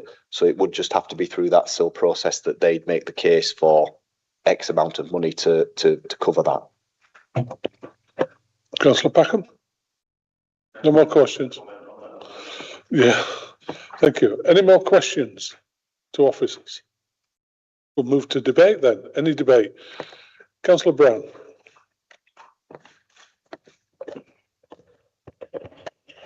Yeah, I mean, clearly here there was an opportunity to deliver a significant amount of affordable homes and homes for people, and in the local plan, etc. But I must admit, I'm disappointed about some of the things I've heard. I was disappointed not to see any assessment of net zero and sustainability in the officer's report. I'm very reassured by the developer coming forward with much better proposals than the officer had asked for. And I really think we've sat here so often and listened to solar panel applications in fields, and all of us have said they should be going on roofs of buildings. I'm really disappointed our officer didn't address that from base one in the report, and I think we should be asking the developer for a sustainability assessment that confirms the thing they've reasonably outlined, which I was very pleased to hear. So I don't think it's unreasonable for us to ask for a sustainability report as one condition. Second thing I'm disappointed about is the limited number of affordables. I mean, it looks like a flat site and there's an access road. Well, what's unusual about putting an access road here, even one built as a link road standard? It's pretty unusual to have a development that doesn't have roads on it. And I really can't see a justification for exceptional circumstances. But there's absolutely nothing I can do about that, because you've had a viability report which caves in. And frankly, I think we have to cave in, but I think we're all incredibly reluctant about that. And could you really in future reckon, I mean, if this was assessed into the local plan, It was assessed as being a reasonable piece of land, and it was a reasonable piece of land on which our policies should apply. To then turn around afterwards and say, we didn't really mean it, we meant that you can make up some exceptional circumstances, because there aren't any, bluntly, is very disappointing. I can see what you had to fight hard, but I think we should have just said no. The third thing I'm disappointed by is the school's been moved, in what seems to be the most cynical way, from the bottom end of the site, where it was away from the noise and the smell, which are not loud, but are of a particularly offensive characteristic. If you happen to have a vegetarian child attending that primary school, and on average these days that'll probably mean about 50 of the kids, they've got to put up with the noise of, and smell of the animals, which, can be controlled. But putting it there is cynical. And also I think it's cynical because the Roman road runs through that site. And once they start doing archaeological explorations, they're going to find problems, I would suspect, with running a Roman road underneath a school. It's not going to build out easily. And I'm also fairly cynical about the sums of money when you add in the GP needs, etc., as to whether it's enough to actually build. Final thing, the other thing I'm disappointed about is the Yorkshire Water. Yorkshire, we've seen evidence in the reports that Yorkshire Water are discharging sewage into the Derwen, and that their existing facilities for the town are inadequate. And what we're saying is we can put in another, 650 odd houses, 645 houses, and it's meant to be an Yorkshire Water obligation to deal with what goes on off-site, but they are increasingly what's the correct word? Unreliable on delivering that thing. Again and again, we've seen towns have lots of estates being added on and nothing being done to improve. So I think we have to add that Grampian condition, and I think that's it's Yorkshire Water needs to shift its butt and get. So I want to propose approval, subject to a sustainability statement being submitted by the developer, subject to a Grampian condition being written by our officers, subject to a plan for employment of local labour being submitted, which might be informative rather than whatever, and subject to a prevention of construction traffic in Settington, and I'm afraid I didn't hear the other bit. Yeah, and the other village, as Caroline said. Yeah, I think that's about as best we can do. Because frankly, we got our hands tied. Thank you. Councillor Goodwin. Thank you, Chairman.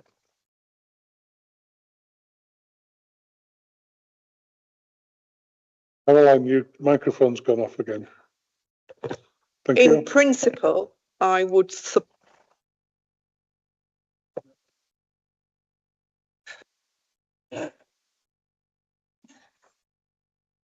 However, given some of the issues, and Councillor Brown's very kindly highlighted quite a few of those, I do have concerns about this application as it stands.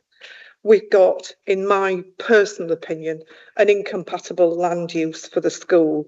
I don't believe it's in the right place. Our own officers in our children and young people services are not happy with it. The repositioning of the school next to the bacon factory with associated noise and smell, not least of which will affect the proper environment for children to thrive in education. And as the Vice Chair of the Children and Young People's Overview and Scrutiny Committee, this isn't acceptable for me.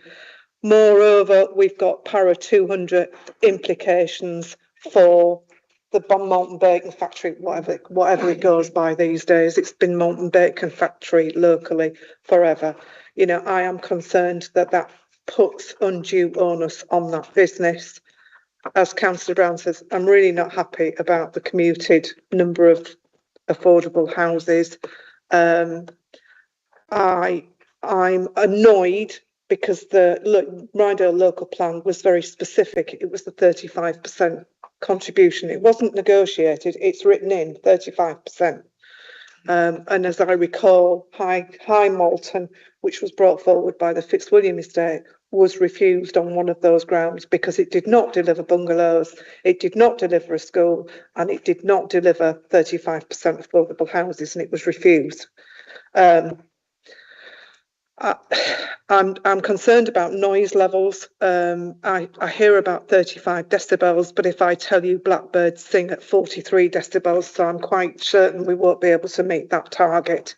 I'm concerned about traffic through local villages, and I accept we can condition that. You know, there are lots of things on this that just don't sit well with me, and actually I would have moved a deferment.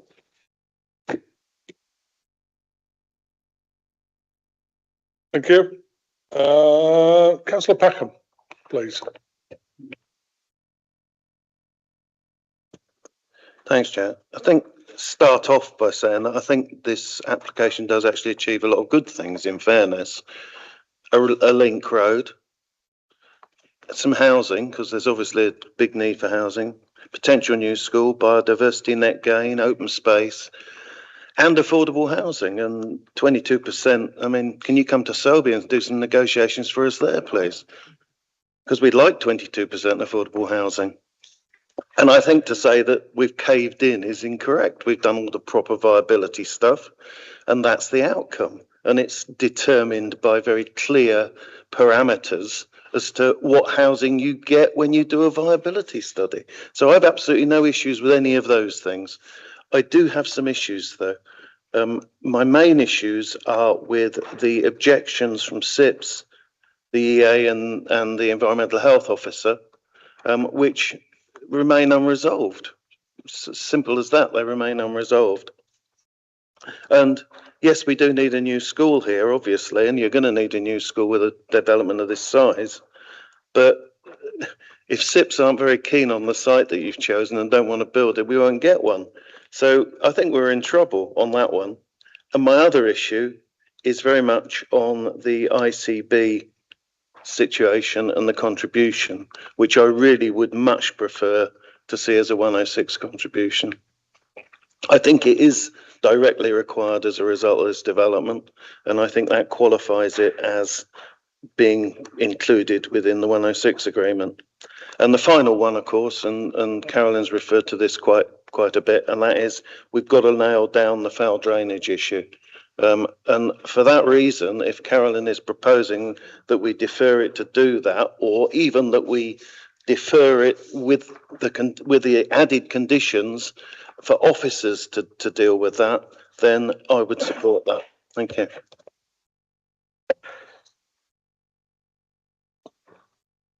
Thank you. Throwing a spanner in the works. Caroline, was that a proposal? Yeah. Thank you. So we've got a proposal and a second for deferment, and we've got a proposal for approval. Shall we go through the rest of the speakers and come back to that?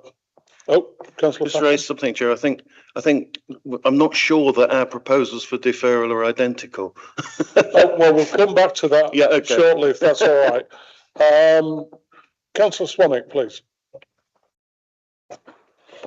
That puts me in a tricky position because I was going to support Councillor Brown's proposal, and I think I'm still prepared to do that.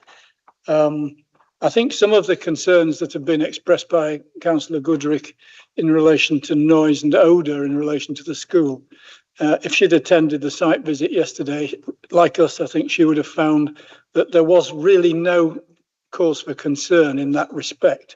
We stood in the field with our ankles in the mud, and we sniffed and we sniffed and we listened and we listened. And frankly, I don't think that she would have had that concern if she'd been on that site visit.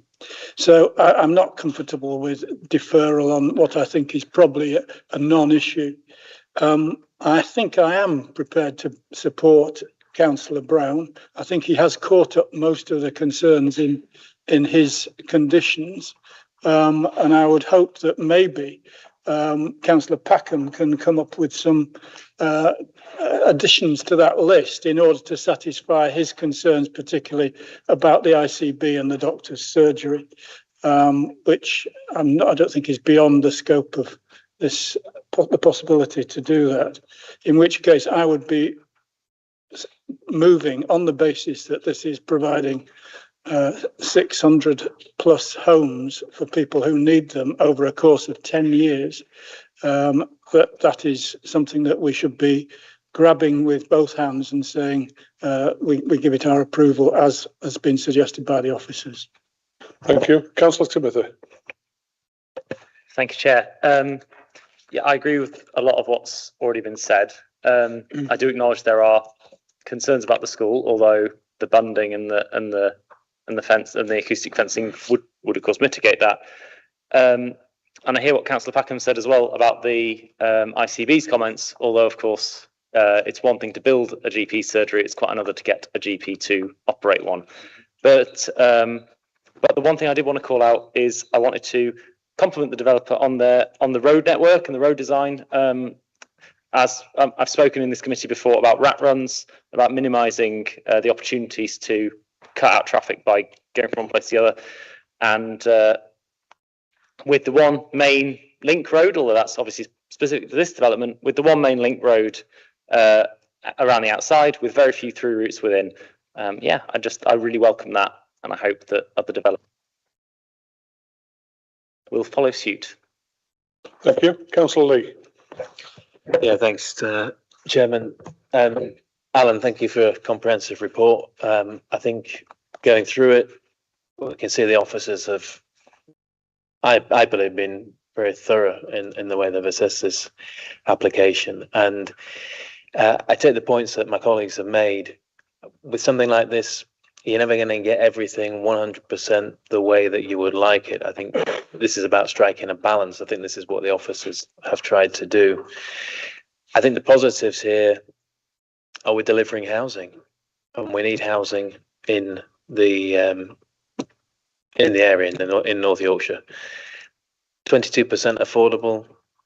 I think that needs to be applauded, and I do have concerns about. My main concern was about the noise and the potential disruption, but I think there are sufficient attenuation measures in place. And when you look at the map outside of the application zone, you can see the other housing, the existing housing, which has been referred to, which has been in existence for many years. And so people there are living in fairly close proximity to this facility. So I wouldn't be particularly in favour of a deferment. I think it should be decided today. And I could support what Councillor Brown has put forward in terms of those additional suggestions. So I'm in favour of it, and I would like to approve it today. Thank you. Glenn, anything to say? No, let's just say that if we are moving towards a vote, we just need to be clear of the details of what is being proposed. I've been scribbling away, but I would invite Councillor Packham, Councillor Goodrick and others who in particular proposed the deferral, heard what Councillor Brown said, and we just need to be clear as to the basis of those proposals. Well, Councillor Brown.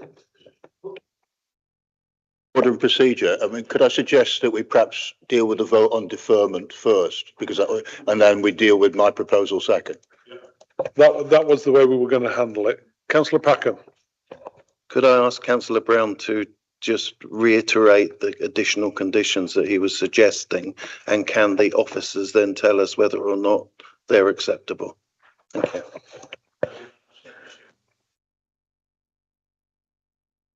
No, because it might make a difference on my. Yeah.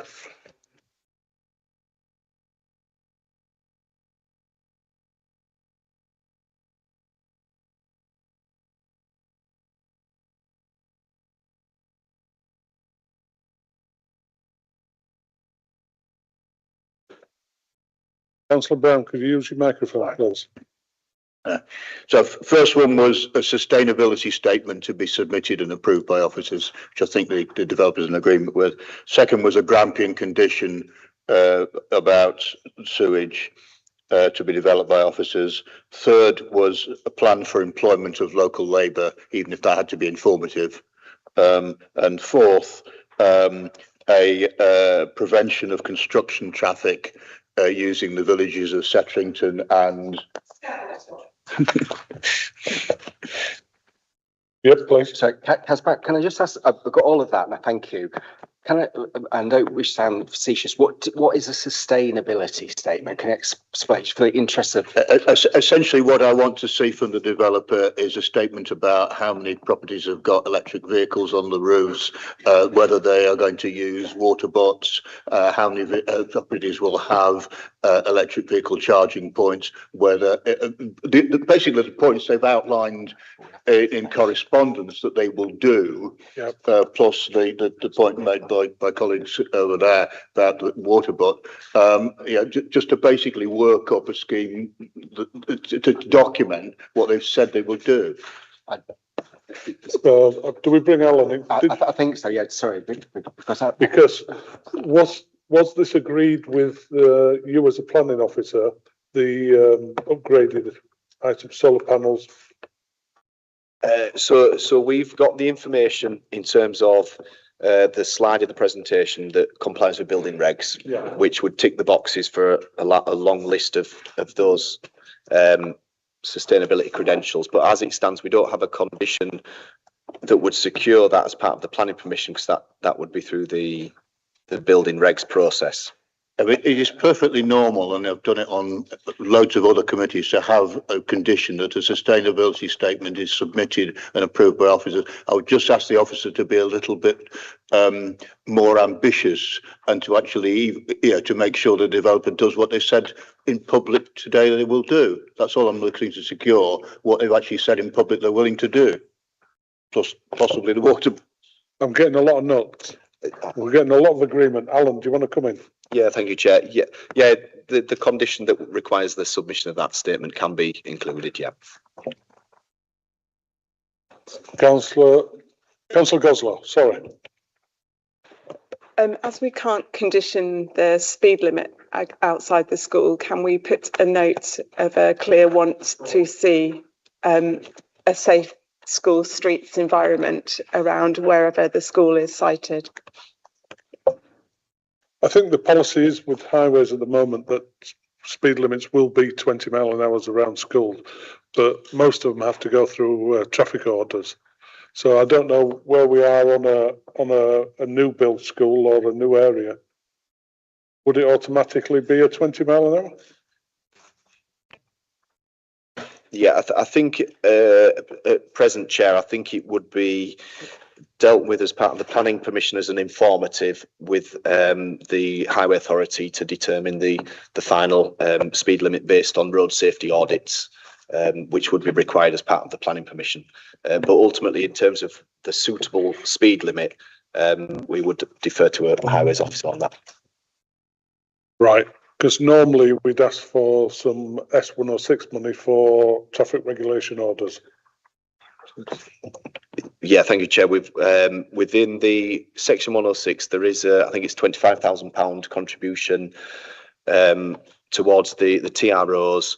There's a road safety audit, and then there are other agreements in terms of off-site signage and road markings, which would fall within the condition, the off-site highway work condition. Thank you, Councillor Goslar.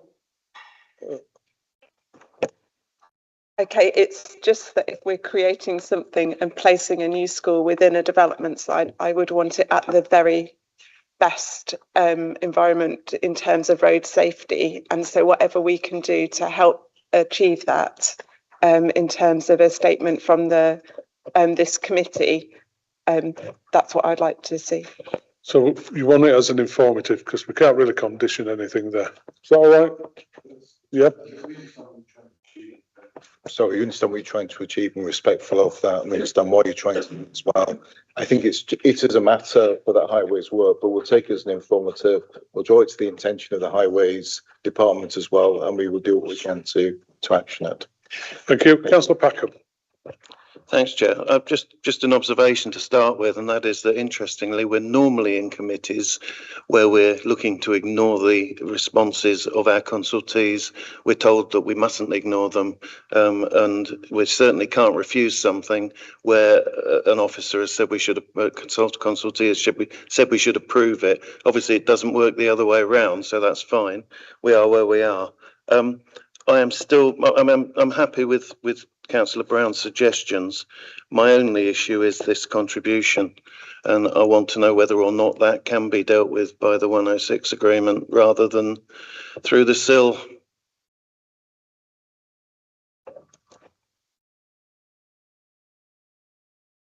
Say that from the experience of someone that lives in a settlement that's massively grown over the last few years.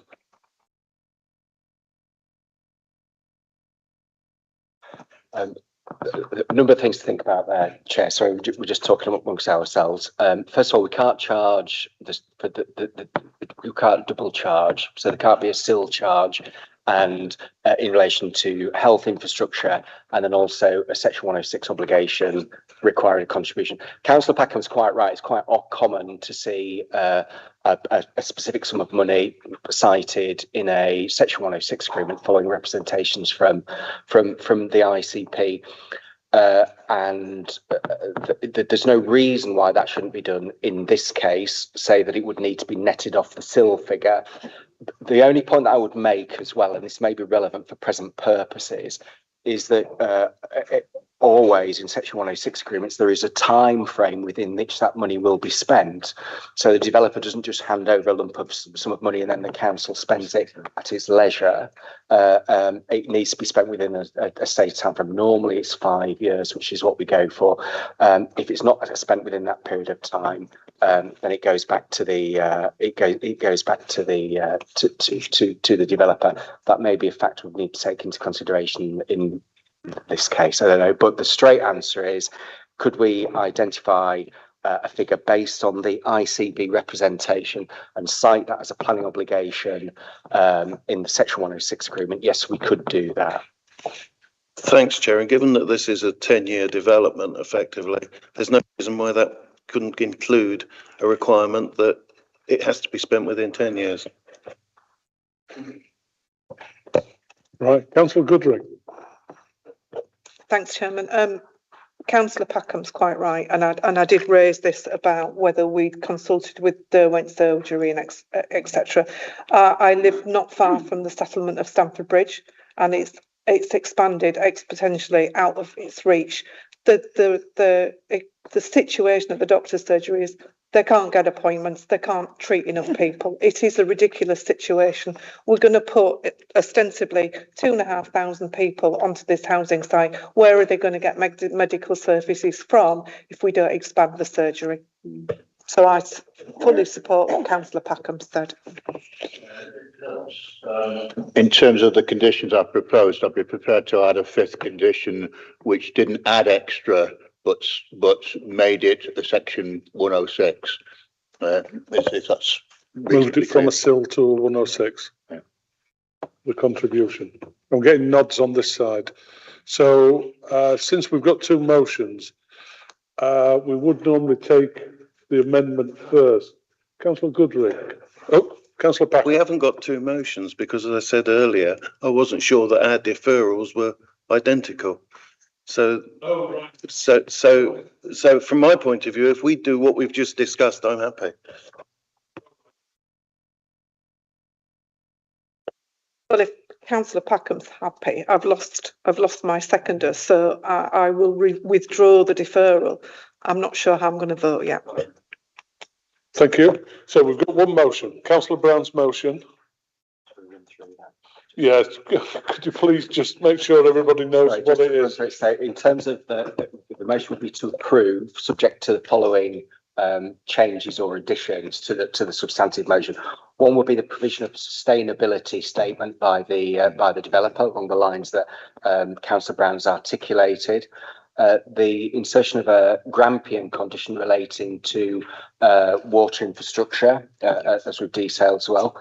A plan or a condition requiring the developer to provide a plan or a methodology for the employment of local labour during the course of the construction site, a construction traffic management plan condition, if I can put it that way, which specifically so that we try and get or require construction traffic to avoid the villages of Scagglethorpe and Setterington. And then the one that we've just been talking about, which is rather than the ICB representations regarding the provision of health infrastructure being covered off in the SIL section of the report, we would require the insertion of a specific period, a specific sum of money for health infrastructure, and that would be a planning obligation in the Section 106 agreement. We don't have that number yet, but officers can obtain it. It's for the way that the calculation has been configured. So I think 1, 2, 3, 4, subject to those 5 points. If I missed anything, informatives, excuse me, about the speed limits outside the proposed primary school. Oh, right. Sorry. Yeah. And I think the other thing as well, and I think that's probably right, is that the point about the local employment might have to be, I think is better off as an informative rather than a condition, just because in terms of the Section 55 test, but something we can specify within the planning permission as an informative. Yeah. Is that all right, guys? And just the S106 needs to be for 10 years instead of 5. Got that as well, yeah. Right. Everybody understand what we're voting on? All okay down there? Right. All those in favour?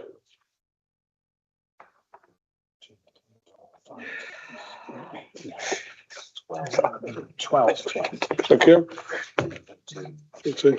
Any against? Any abstentions? That's it, thanks. Unanimous. Motion carried. We'll take a 5-minute break. Just Councillor Brown's going. What's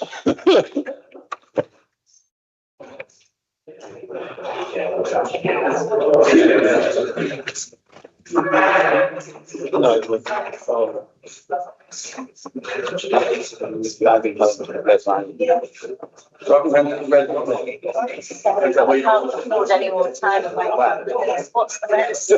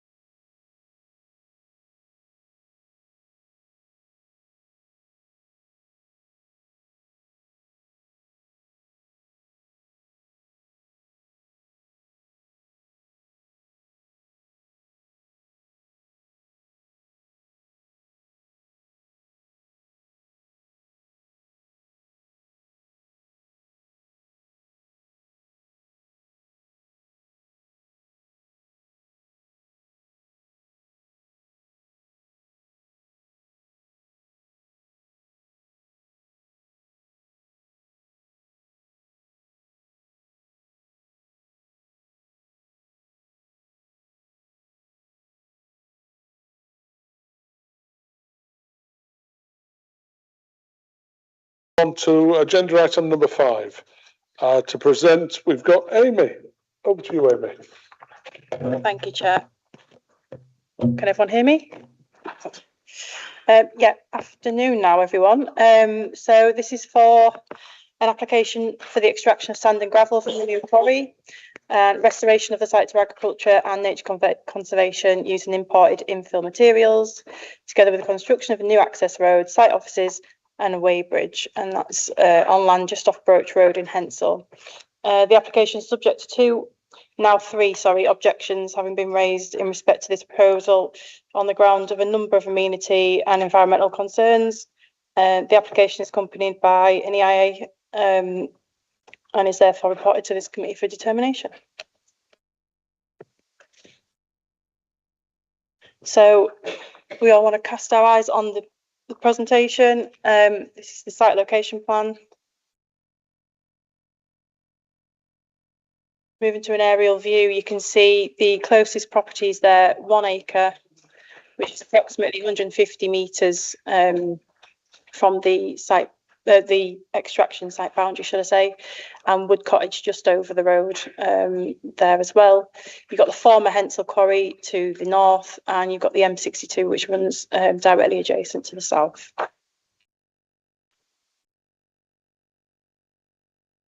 So some site photographs. This is a view looking north around about the approximate site entrance location. So that band of wood tree area there is where 1 acre is located, and you've got Long Lane that's just running to the right of that photograph. You can see on the little diagram in the top corner where I've actually taken these photos from, just for a bit of perspective. So this is a view looking west-southwest over what would be the extraction area. And south towards the M62 there, and you've got Long Lane on the other side of this photograph this time. This is taken just from the centre of the proposed site, shall we say, on the field boundary looking further west. So this would look over phases 1 and part of phase 2. And we actually visited, as part of the officer site visit, we visited the 1 acre property, and these are photos taken from the boundary of that property, looking over the, so view south, looking over what would be immediately in front would be the standoff area, which would be over 100 metres. Standoff to the extraction area.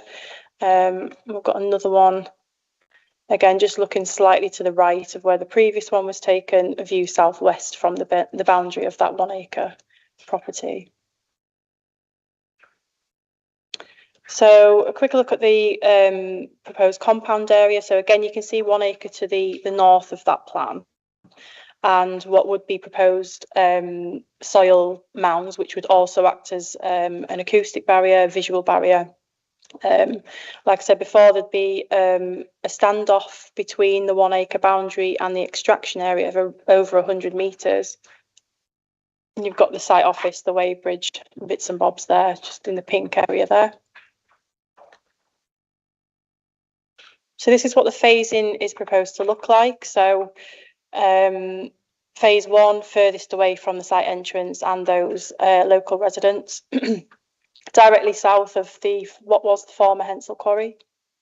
Phase 2 moving, well, all other phases moving east and then south towards the M62, finishing up nearest the access.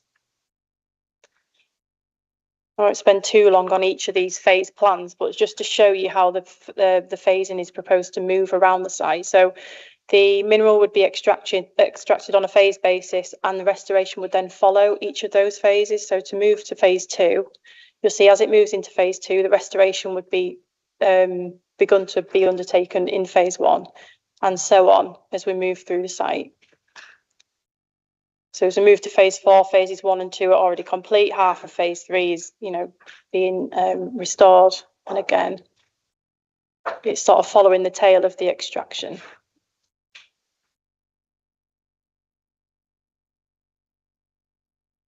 Moving to the fully restored area, which is classed as phase 7.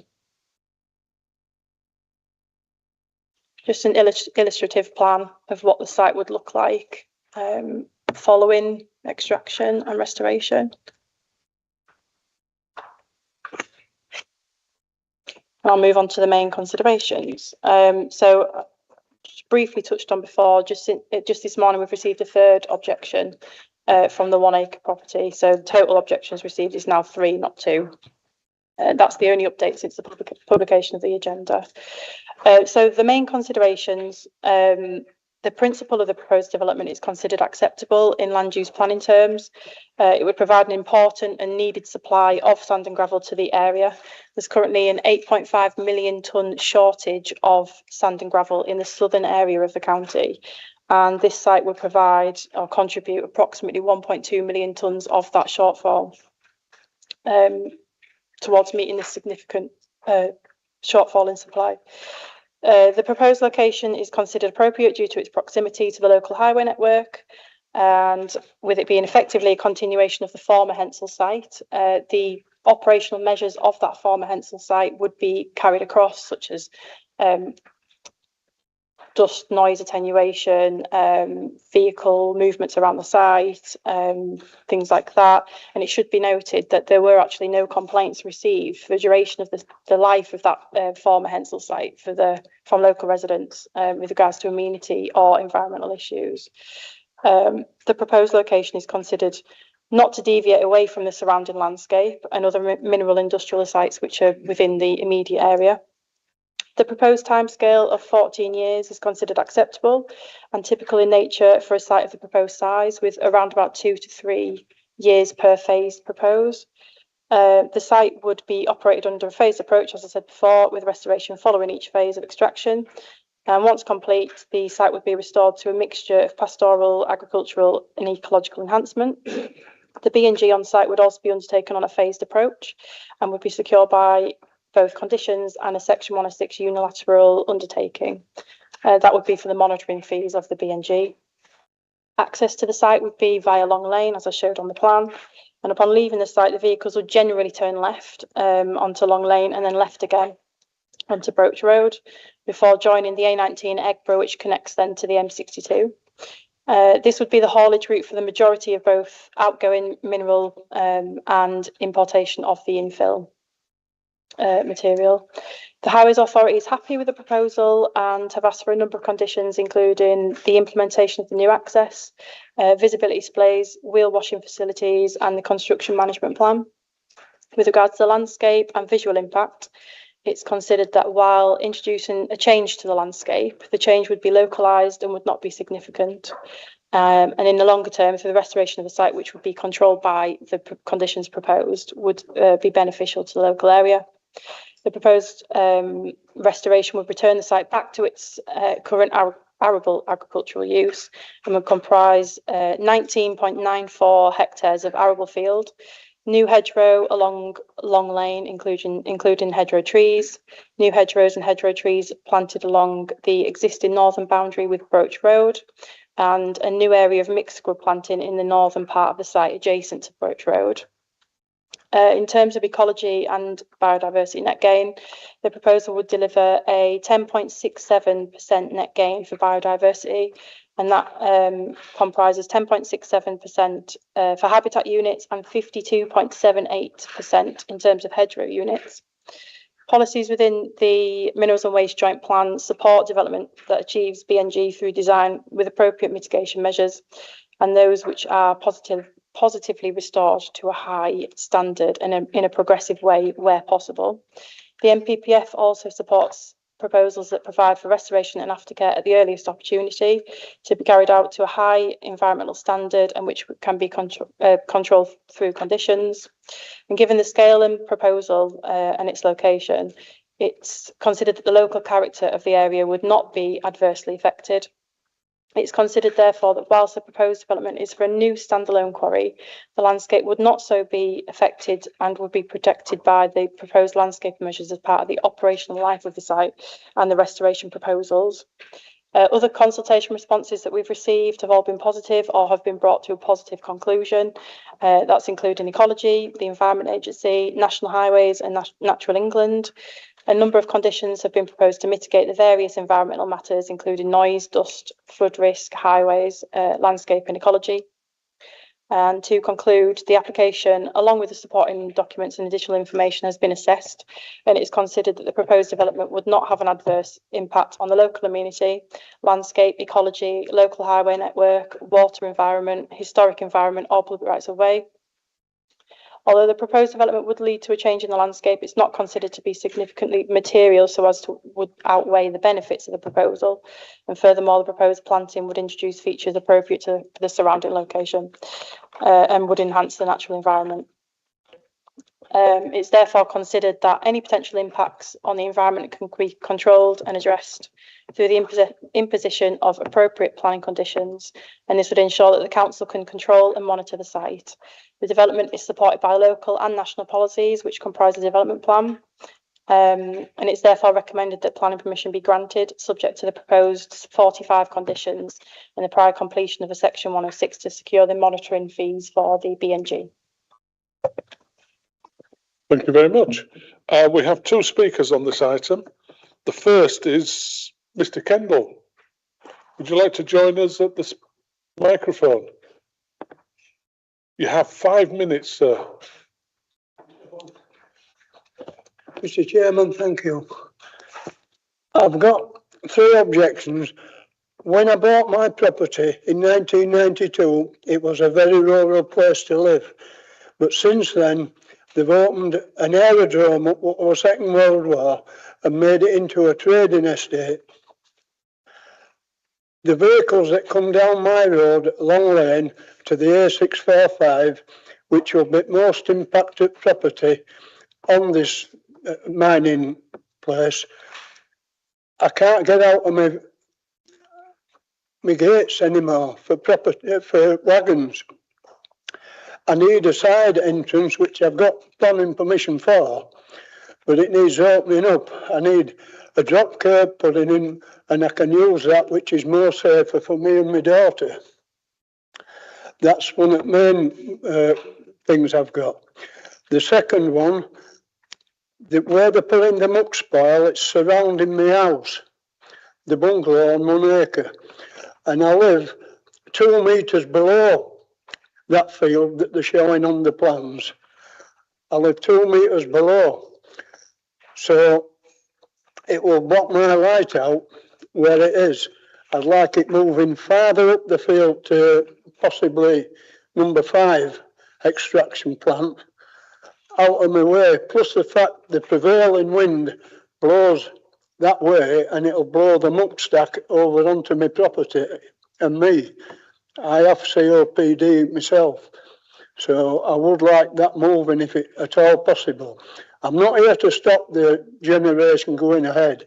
I understand we need something to build, but if I can make it impact less on me, it'd be very good. I need my property to get in, and I need that muck pile moving, soils moving farther over, so it's not blowing this way with prevailing wind, because it will get me.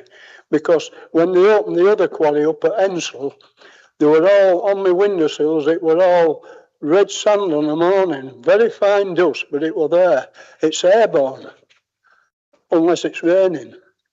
So I would like, Mr. Chairman, if you'll champion me and ask Darrington Quarries if they can move that soil farther up the field, out of my way, so it doesn't impact me. And also, I need a drop drive putting in round the other side of my field. As for my field, I've left it overgrown because I like wildlife. I've badgers, foxes, and a lot more birds. I just love wildlife, so I've given them the field.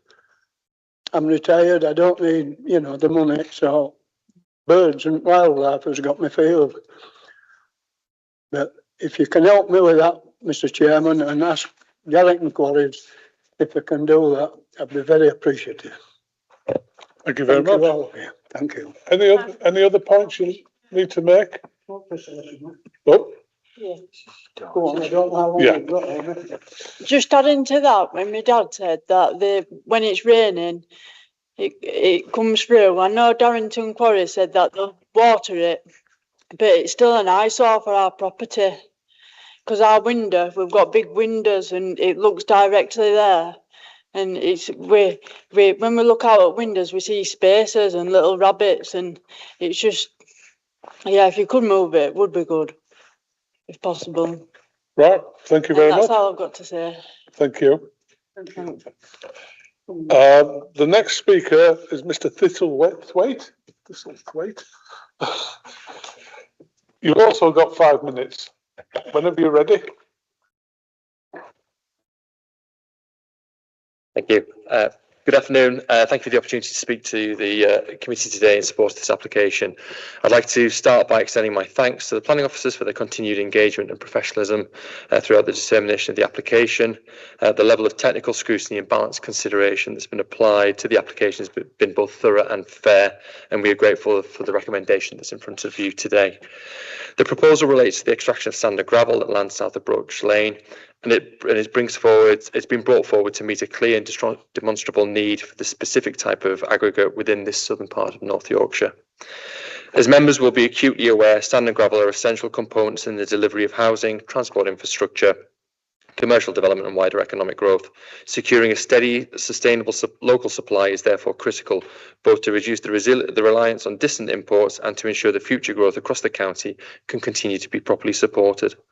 Importantly, this site will play a direct role in replacing both the mineral supply and the skilled local jobs currently being lost as the operations at Darrington Quarry's existing Hensall site come to an end and move towards restoration. This continuity is vital in avoiding a sudden loss of capacity and employment within the local minerals sector and ensures that experienced local workers can remain in secure employment without being displaced further afield. It's also noted that the application has attracted some understandable level of public interest. The representations have been taken very seriously and carefully considered as part of the assessment process. In response, the proposal has been shaped and supported by detailed technical evidence to ensure that no residents or receptors would experience any unacceptable adverse impacts on their amenity. This has included thorough scrutiny of matters such as noise, dust, traffic, visual impact, operation controls, and appropriate mitigation secured where necessary through planning conditions and management plans. Members are being asked to approve this application on the basis that, on balance, the need for the mineral is clearly established and that the proposed development will not result in any unacceptable adverse impacts. The supporting technical evidence demonstrates that the proposal will not give rise to any acceptable harm in relation to local amenity, the character and appearance of the surrounding landscape, the safety and operation of the local highway network, ecological interests, the water environment, or air quality and climate change considerations. All of these matters have been examined in detail, and robust mitigation and management measures have been secured through proposed planning conditions. A particularly important point to highlight is that this is a very shallow mineral extraction. The excavation will be on average extend between 4 and 6 meters in depth, which is significantly less than many other comparable mineral operations. This substantially limits the physical extent of the working and the potential for visual landscape and hydrological impacts. It also allows the site to be restored efficiently and sensitively alongside the extraction process. The development will be worked in a series of clearly defined phases with progressive restoration taking place throughout the life of the site rather than it being deferred to the end of operations. This approach ensures that the scale of the disturbed land is minimised and at any one time and that the environmental recovery is embedded from the outset. Importantly, biodiversity net gains will be delivered during the very first phase of working rather than being postponed to the later stages of the project. This reflects the best practice in minerals planning and demonstrates the applicant's commitment to environmental stewardship. The proposed landscaping, restoration and aftercare strategy has been carefully designed to ensure that once extraction is complete, the site will make a positive long-term contribution to biodiversity and the wider green infrastructure network. The site will be restored back to its existing agricultural use. The restoration scheme will provide enhanced habitats, improved ecological connectivity and meaningful biodiversity net gain, securing benefits that will extend long after the operational life of the site. From an economic perspective, the proposal will deliver clear, tangible benefits. It will support local employment and safeguard existing skills in the local workforce. In conclusion, this is a policy-compliant, technically robust and environmentally responsible development. It meets essential and local specific minerals needs and replaces supply and employment from the nearby Hensall site, supports the local economy and delivers early and lasting biodiversity enhancements, and does so without giving any rise to unacceptable environmental impacts. For these reasons, and in full accordance with the officer's recommendation, I respectfully ask members to support this recommendation. Thank you. Thank you very much. Members, questions to the officer? Councillor McCartney. Okay, through the officer then, are Darrington Quarries prepared to help the resident and help sort out his problems? So if they did that, we wouldn't have a problem, would we? So it's a question through the officer to Darrington Quarries, because they're a great company and they're really nice. Thanks, councillor. I'm not sure how to answer that. Can we defer to the agent to address the matter of the bund move being made? I don't know.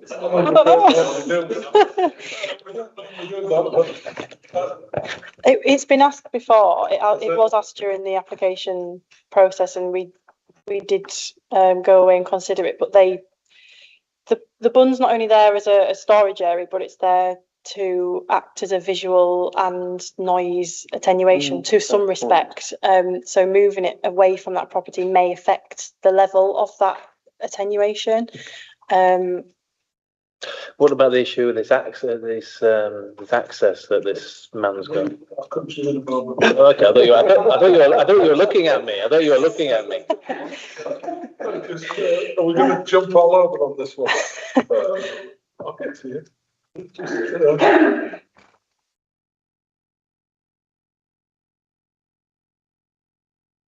McCartney, were you happy with that answer? So when I talked about it being already assessed, but the moving of the bund would potentially reduce the attenuation that could be created by the bund sitting on that where it's proposed already. If I move this up so you can see where I mean. So you've got the 1 acre property there, and then the 2 soil bunds directly adjacent to the 1 acre boundary.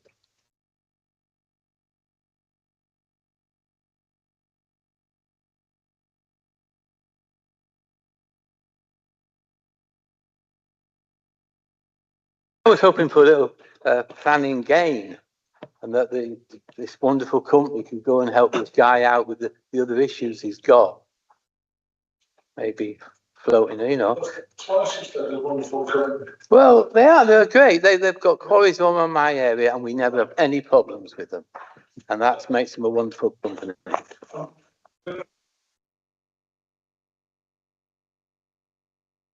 No, I'm not. Yes, I'm talking on the same thing. I mean, I'm just looking.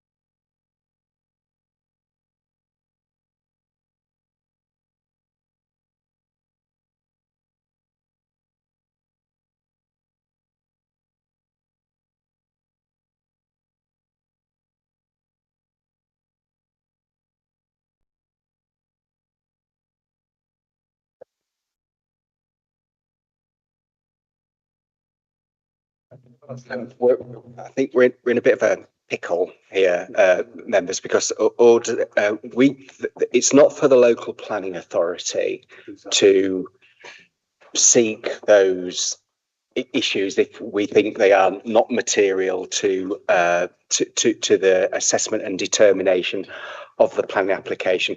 As the chair has quite rightly said as well, ordinarily we have a rule which is that we do not ask questions or engage in debate with applicants beyond their speaking slot. However, the committee via the chair does retain a degree of discretion, and if it would cut through a lot of this debate that we're struggling with, I think it is open to the committee to invite the representative of the applicant to contribute and may be able to address these points.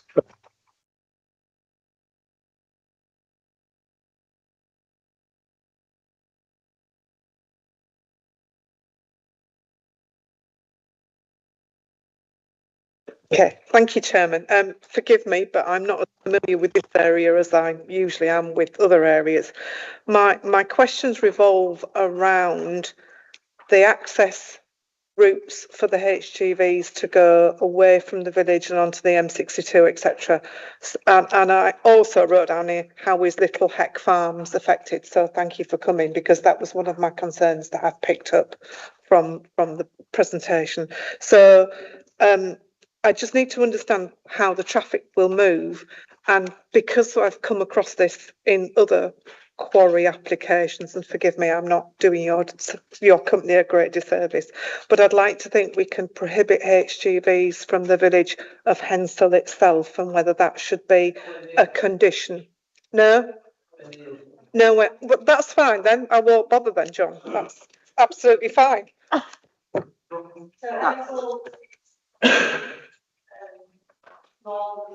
Yeah.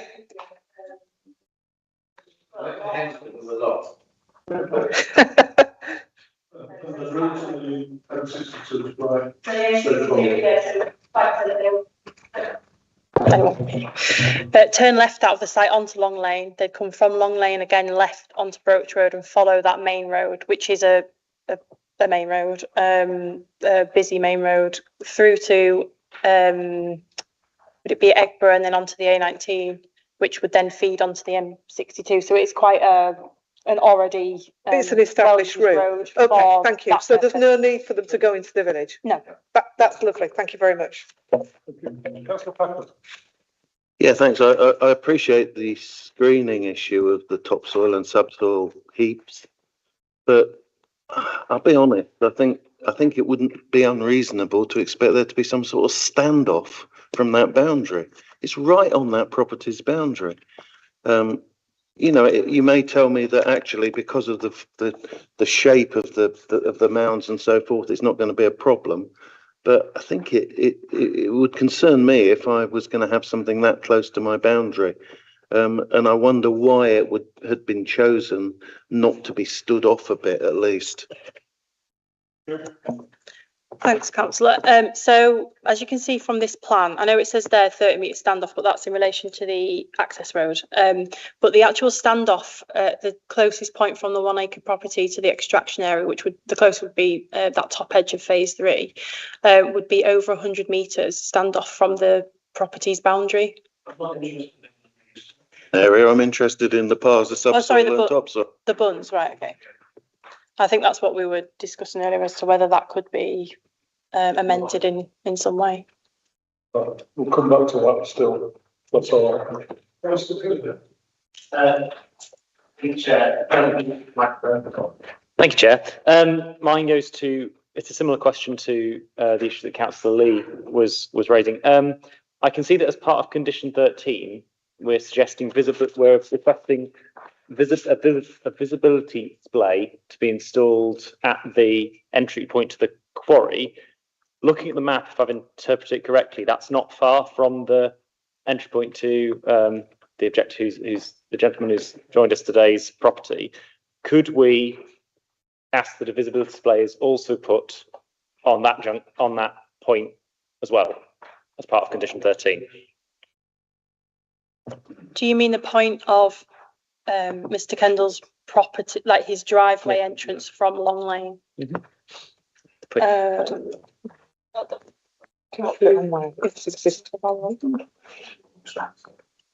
They could offer evidence. We can't. On what basis would we do it?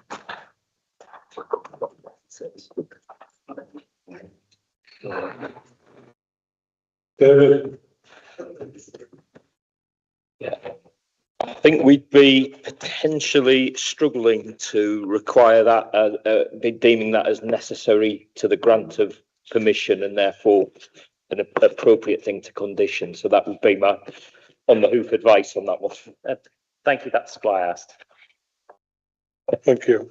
Just to build on that, would his driveway had been an issue for highways for the drop curb rather than planning?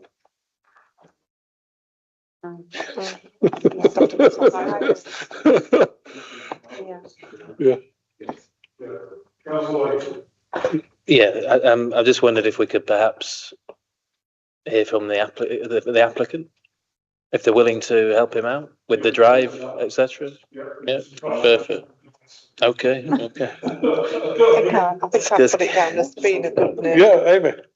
So just to add, and correct me if I'm wrong, I'm looking at Mr. Kendall here, but when we were on site on the 1 acre property, the driveway that Mr. Kendall is referring to, and don't have a clicker to show you exactly on the screen, but it's to the north of, so along the northern boundary of his property, and it would lead onto Broach Road, where he's referring to with the drop code, it would actually lead onto Broach Road rather than from the driveway onto Long Lane is where you, yeah. So I can't exactly show you on here, but it's part of the northern boundary of that 1 acre that he's referring to, not the driveway that's already in place. Thank you for that. Just to be clear, we are deviating from normal rules on strategic planning. So, Sam, you've heard what some of the questions have been. I don't know if you can help out in any way. I'm joined by two colleagues from FCC, so I can give a bit of an explanations to the discussion we've had during this. Could you press your microphone? Thank you. Sorry.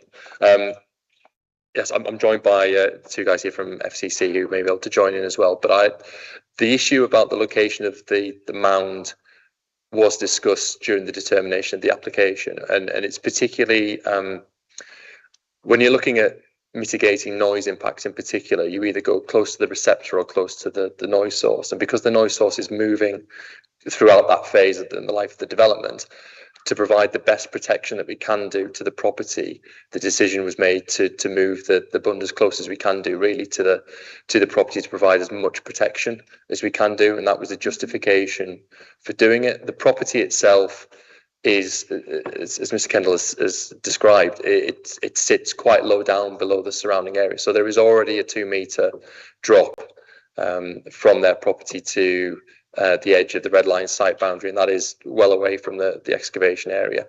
So the view was taken to provide the maximum amount of noise mitigation that we can do. We went to that position as close as we can do to the property. The mound itself will be created in the first phase, I think, as the phasing plans show, and it'll be seeded straight away with grass seed, so that the concerns about dust and those issues raising from the mound of that size shouldn't happen once it's been established. It'll be seeded straight away. It will potentially have a contained element of topsoil in it as well, which will help the greening up of it. The size and scale of it, we don't believe that it would result in a loss of daylight on the property. The property does have quite a lot of surrounding vegetation. You see from the photographs, there's quite a substantial barrier of trees and vegetation that are on the site's periphery. So we took the view during the determination process to try and make sure that we had the best amount of mitigation that we can do for that property, conscious that they were the closest one, and that resulted in the mound being in that position. I've had a brief chat about relocating the mound and moving the mound. I think I'd be really concerned about moving the mound and that resulting in a degradation of any kind of protection for the property as a result of that. And that's effectively our position on that.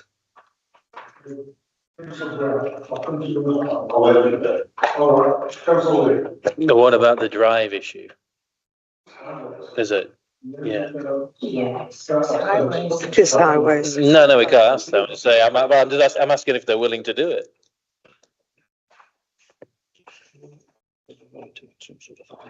Yeah, I think it's outside of our red line boundary, but we'd be, as Glyn's just said, we'd be willing to make a financial contribution towards that if that's possible through this process.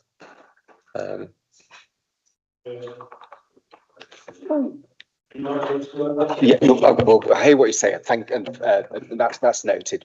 That's not really something that we can take into account. You've heard what the gentleman has said, but in terms of the determination of this planning application, as usual, you need to take into consideration the material planning considerations, which Amy's reported on. Is it not though? I mean, given the proximity of this property to the site, is not the amenity in terms of the access, the impacts of the HGVs, the impacts of the bund, the general impact of the site, not a consideration in. Are those, I mean, consideration? It's certainly consideration in terms of determination of the application, but we must determine the application in front of us and determine if it's acceptable or suggested. But it's a consideration, correct, but it isn't something that we can actually alter. It's not within the red line, and we can't make a change that we're talking about. I think it's something to consider. I mean, I'm saying that obviously I appreciate that's outside the red line, but when we're looking at any application, we're always looking at properties in terms of their proximity to a site. They're not all bound within the red line, and we talk about noise pollution, dust pollution, whatever, wind directions and how things would be affected. So it's not just the sites that we look at in any application.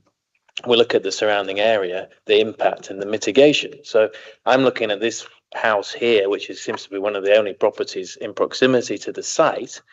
And so I appreciate it's outside of the red line boundary, but it's still going to be impacted by the activity that goes on within the red line boundary and traffic, etc., that is going to the red line boundary. So from my perspective, a concession to mitigate that by the applicant to this property, to me, is a consideration. And if the applicant is saying, yes, we're willing to make a contribution, I'm not saying, I see that as part of the consideration here, personally.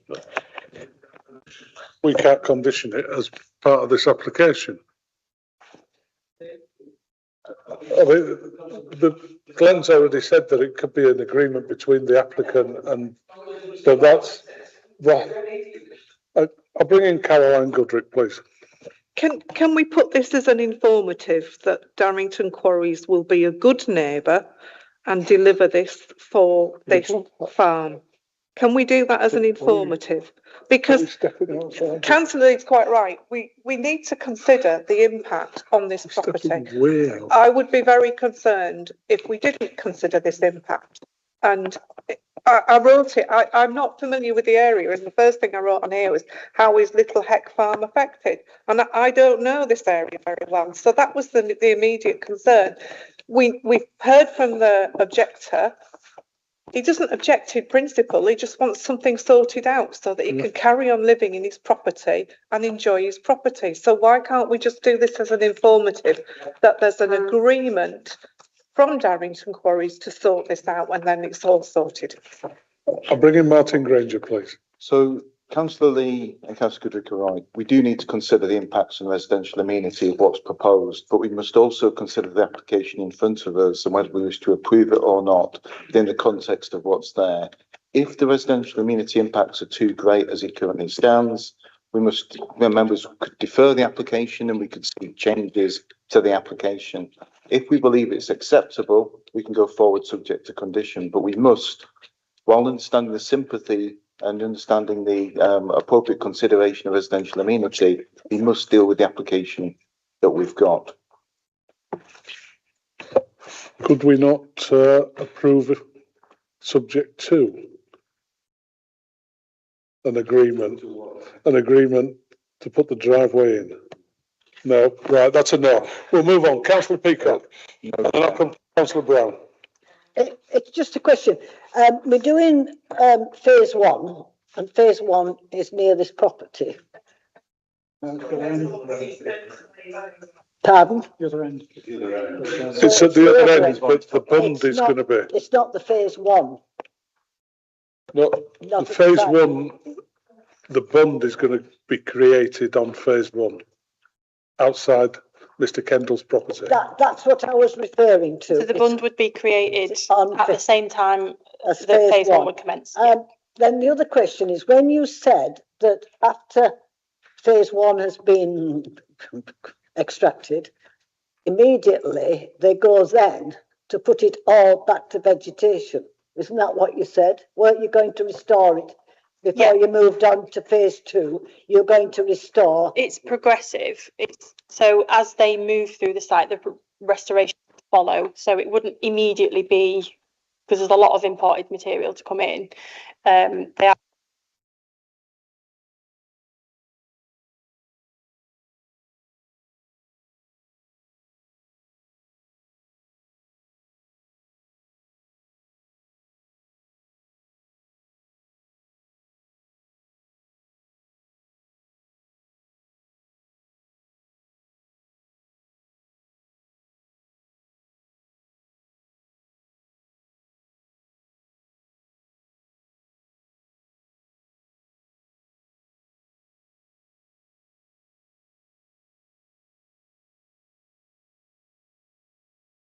so it remains in situ until towards the end of the development.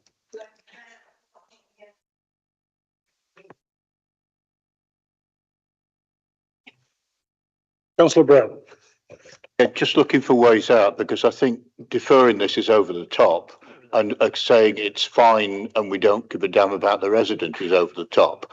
And I'm wondering if we can just approve it with a condition that says a plan for mitigation measures for residents on Long Lane will be agreed with the officer prior to commencement. Something as simple as that, just let the officer sort it out, because we can't sort it out in committee. So I'm suggesting that it would be quite legal, I think, to say the condition was as a plan for mitigation measures for residents on Long Lane to be submitted and approved prior to commencement. Let the officer sort it out. Martin?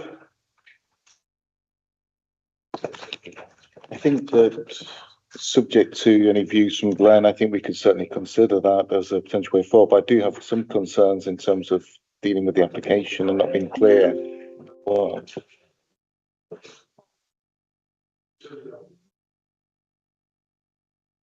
This, I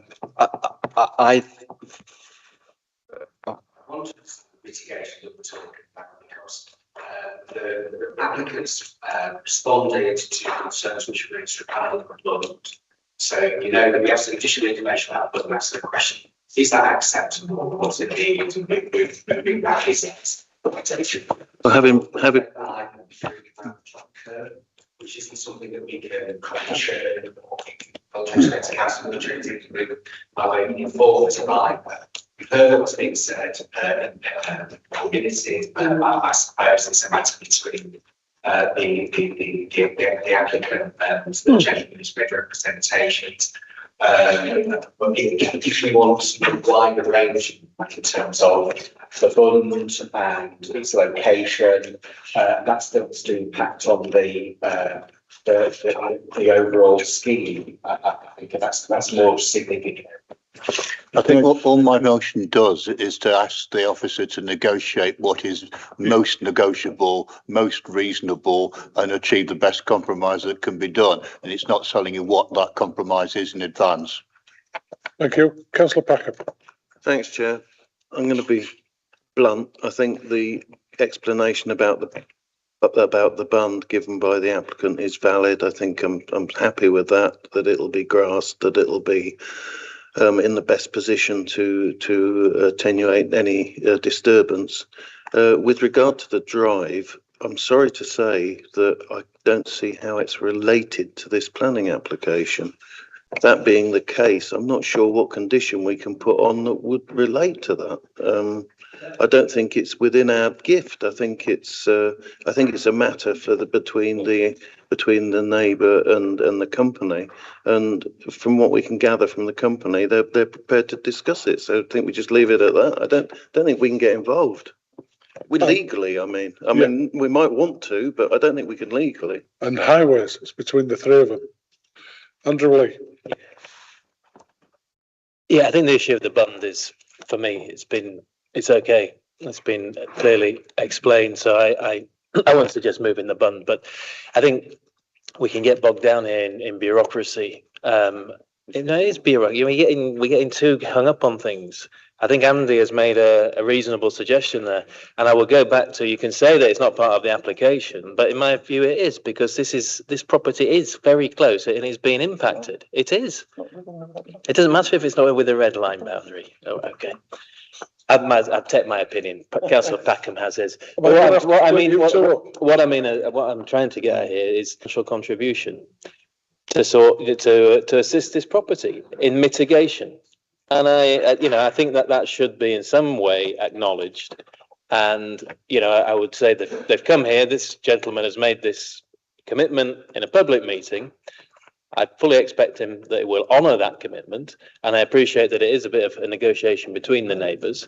But, as long as that is followed through on, I'm quite happy. Now, if we can integrate that in some way, maybe not as a condition or whatever, but as Councillor Brown has said, then fine, I would go along with that. But I'm just trying to make sure that this property, which is the only one in the vicinity really that is impacted, is at least has some mitigation in terms of the impact that the site is going to have, which it will. I'm getting a no from Glenn, but Martin would like to come in. Thank you, Chair. I understand what members are trying to achieve and understand the sympathy. Can everyone hear me? Yeah, okay. I can understand the sympathy that members have for the nearby property, which makes sense. I understand Councillor Brown's idea, trying to put something in there, but without specifying that mitigation, understanding whether residential amenity is acceptable, we can't go forward in that way in an unspecified condition. I think we would need to be defining exactly what we're asking for and looking for. And some of it is beyond the remits of this application and relates to highway issues and other issues.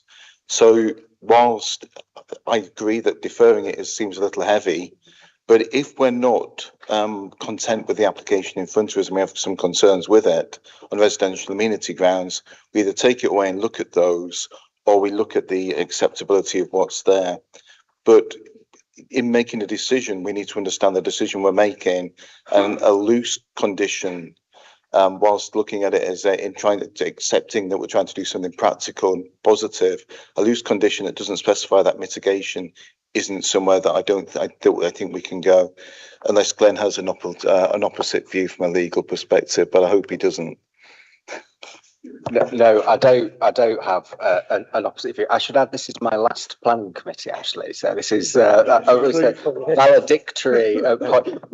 I've said this so many times, and members all know, but it's worth reminding ourselves that there are legal tests for the appropriate use of planning conditions in the National Planning Policy Framework. So it needs to be necessary, relevant, enforceable, precise, reasonable and fair. It needs to meet all of those tests, all of those criteria for it to be an effective planning condition.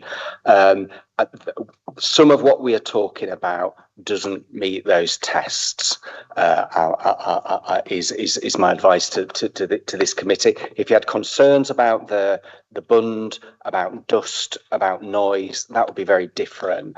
I think the issue about the drop curb is something that needs to be put in a separate box, with all due respect to others who disagree. Thank you. Thank you. I've got 4 speakers, so if we can get to the point as quickly as possible, that'd be great. Councillor Jones. Yeah, I think what Andy was trying to do with his proposal was to have the bund delegated to officers and then just have the drop curb left as a gentleman's agreement. Why can't we do that?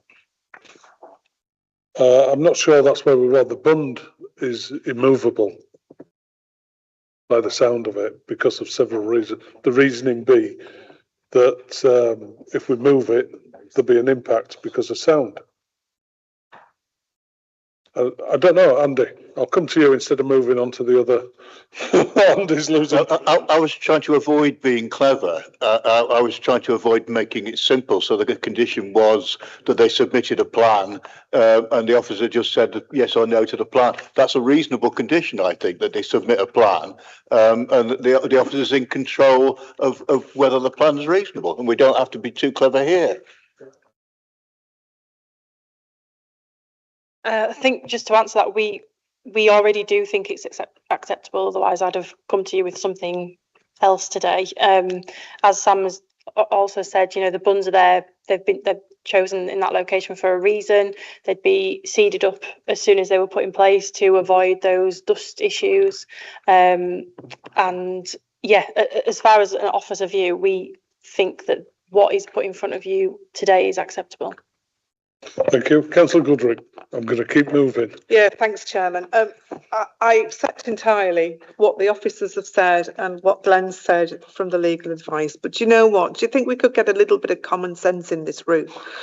I don't think anybody sat around this table is going to say no to this development. I think we're all quite accepting that this has to happen with one tiny little tweak. And that's what we're asking for. Councillor Lee says we've got to take it into account, and I agree with him entirely, despite the fact that it's not in the red line area and it is an impact directly on the neighbour.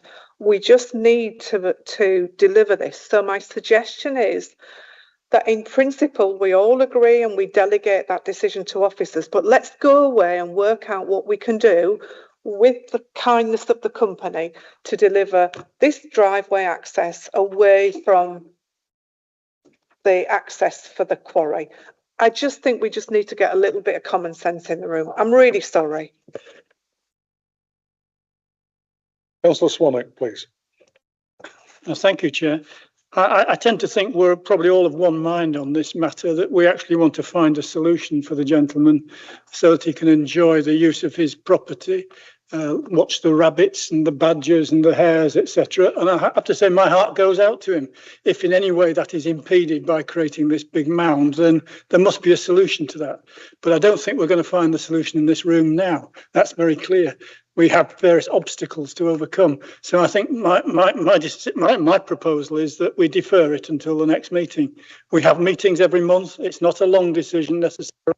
Hopefully officers can go away with the applicant, talk to the objector about the particular position that he's in with the work, and come to a conclusion to bring back to this committee. And hopefully it will be a short decision.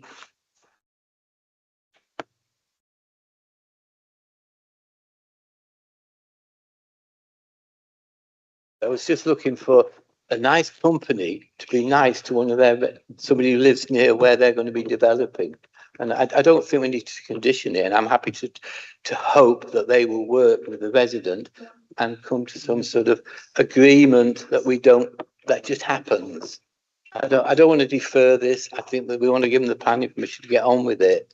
But then their job then is to do something to help that resident. That's all I'm looking for. Well, at the moment, we've only got a motion for deferment and no seconder. Oh, did you make a motion, Andy? I will make a motion. I'll make a motion for approval, subject, and I know I've been advised not, but subject to a plan being submitted to mitigate the amenity issues on Long Lane or whatever it is. As simple as that. Sorry, Councillor. Just through you, Chair. So it's purely on the access issue, not the bund issue. I would like, after this meeting, you could listen to what's been said, see what's possible. If things aren't possible, no change. If things are possible, change them. Have a realistic discussion with the two parties, and let this committee not be too clever, but ask you to be reasonable in what you're listening to. Yeah, I think, David, my issue is with the access rather than with the bund, because I think the applicant has given an explanation of the bund.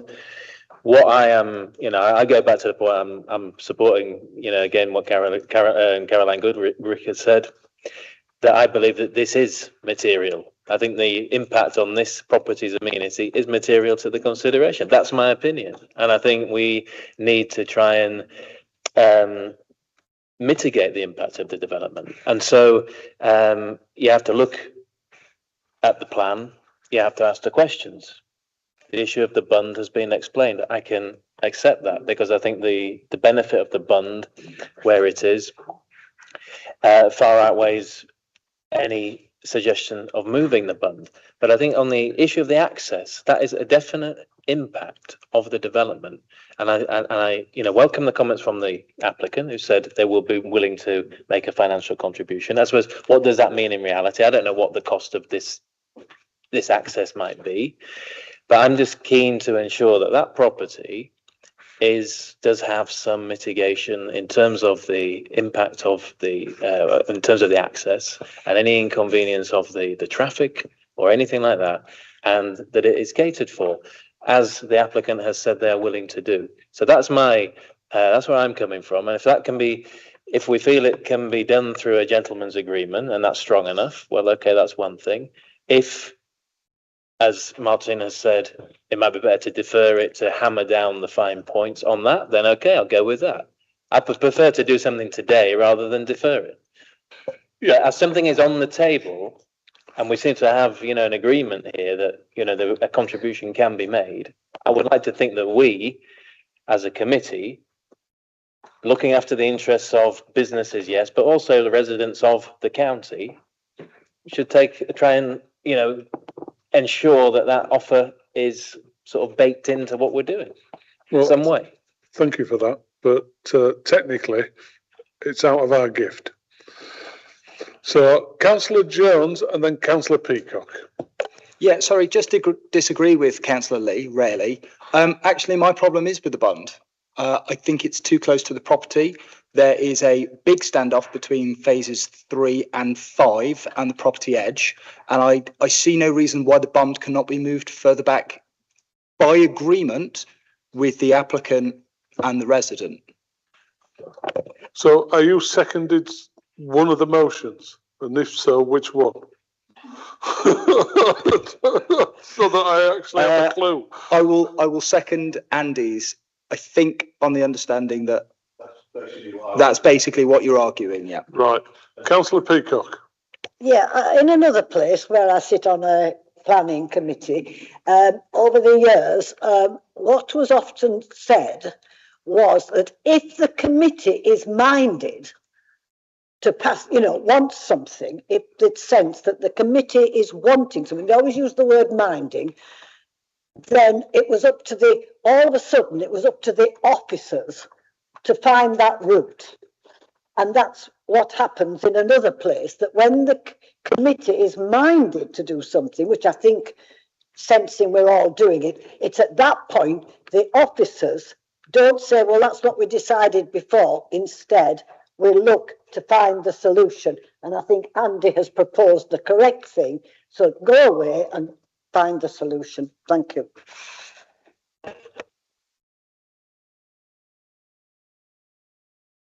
I think what we're struggling with here is clarity on what members are actually telling us and what they're asking us to do. So while I understand Councillor Peacock's point, the minded to point, we're not sure whether or not the things like the access within our gift, can we do anything about the access? In terms of the bund, we're not sure about whether that can be moved or changed. So I think that this isn't a matter of detail, this is more a matter that's more significant. Now, I understand in a way it's not, because actually most people support the proposal in principle, I think is what I'm sensing, but it is a matter of how it impacts on this property. But it feels to me that sort of lack of clarity means that we can't necessarily take it away, which is why we're struggling with the idea of the condition, because, the idea of conditioning something and exploring mitigation means that the committee isn't clear on the basis it's making an acceptable decision or not. And I think that's the fundamental challenge. Sorry, we're probably hearing too much from officers at the moment. Thank you, Chair. And just confirm this with Amy, but officers have already been through that process regarding the impacts arising from this application. So a very detailed worked up phase scheme, which includes mitigations of the impacts arising from that. So that, as presented to you, has already been the subject of very, very detailed consideration by professional officers, the relevant officers looking into it with the informatives from the consultees. If members were able to say, no, that is not acceptable. We think that the bund is too close. We want it moving away, notwithstanding the noise impacts of that. Then fine, there's something tangible we can do with that. But I don't.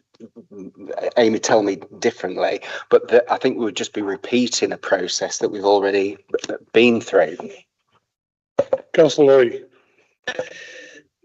Yeah, I listened to what Martin has said, and I appreciate his points, and I think we're getting to a stage here where it's difficult to actually pin something down.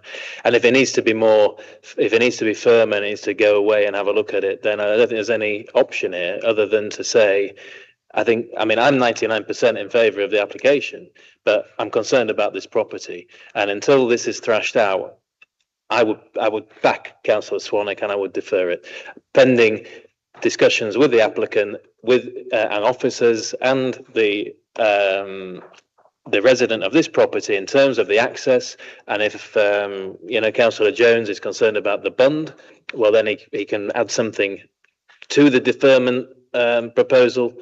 But I want to make sure this property is looked after, and I'm not rushing it through. Give it a month, come back, and let's just have something in black and white. So I second the deferral. Thank you. But if we're adding...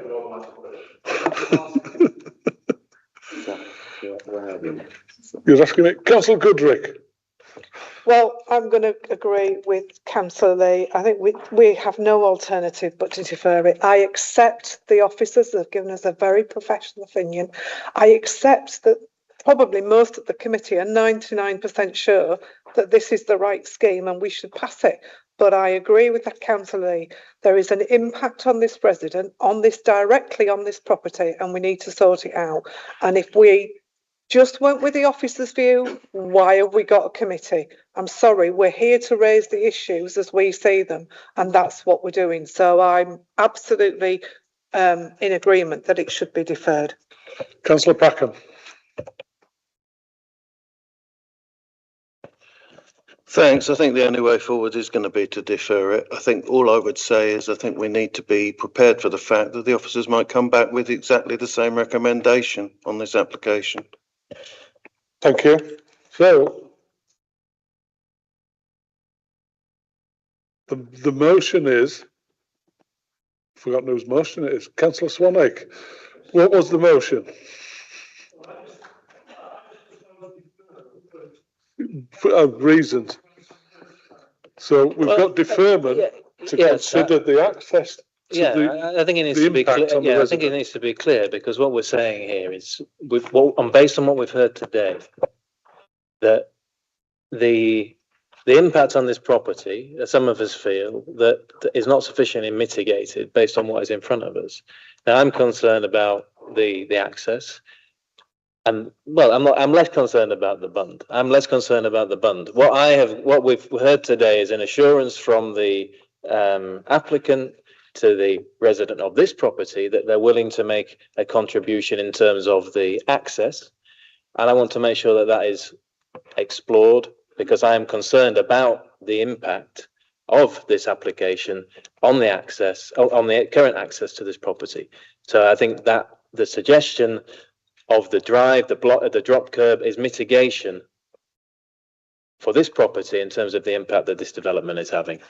And that's what I want the officers to pursue. Now, some of my colleagues may wish to add something to it in terms of examining the bund. I'm going to leave the bund because I accept the applicant's explanation for it. Councillor Brown. Just on a point of order, I think what we're saying basically is we want to defer for further consideration of amenity issues. There we go. Is that short and sweet enough? Amy? I don't think I have much else to add.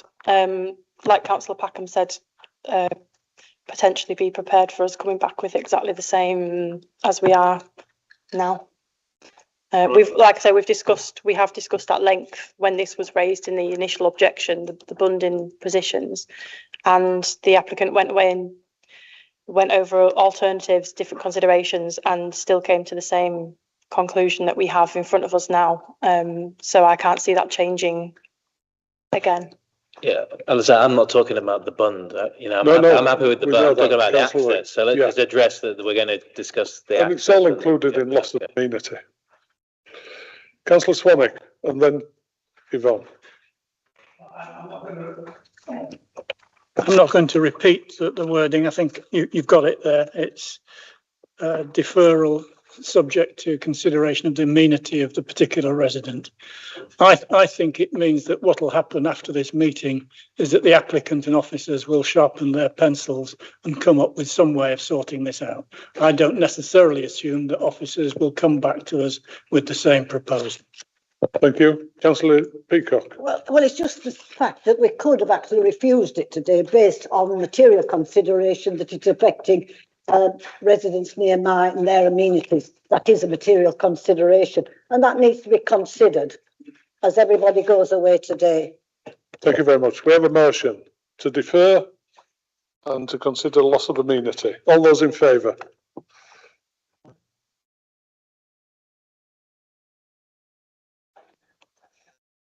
Chair. How many officers there? All right. Any against? There he is. Motion carried. Thank you very much. I don't think there's any other items because everybody's going. No, Chair. There's no other items. Thank you very much. Safe journey home. I close the meeting.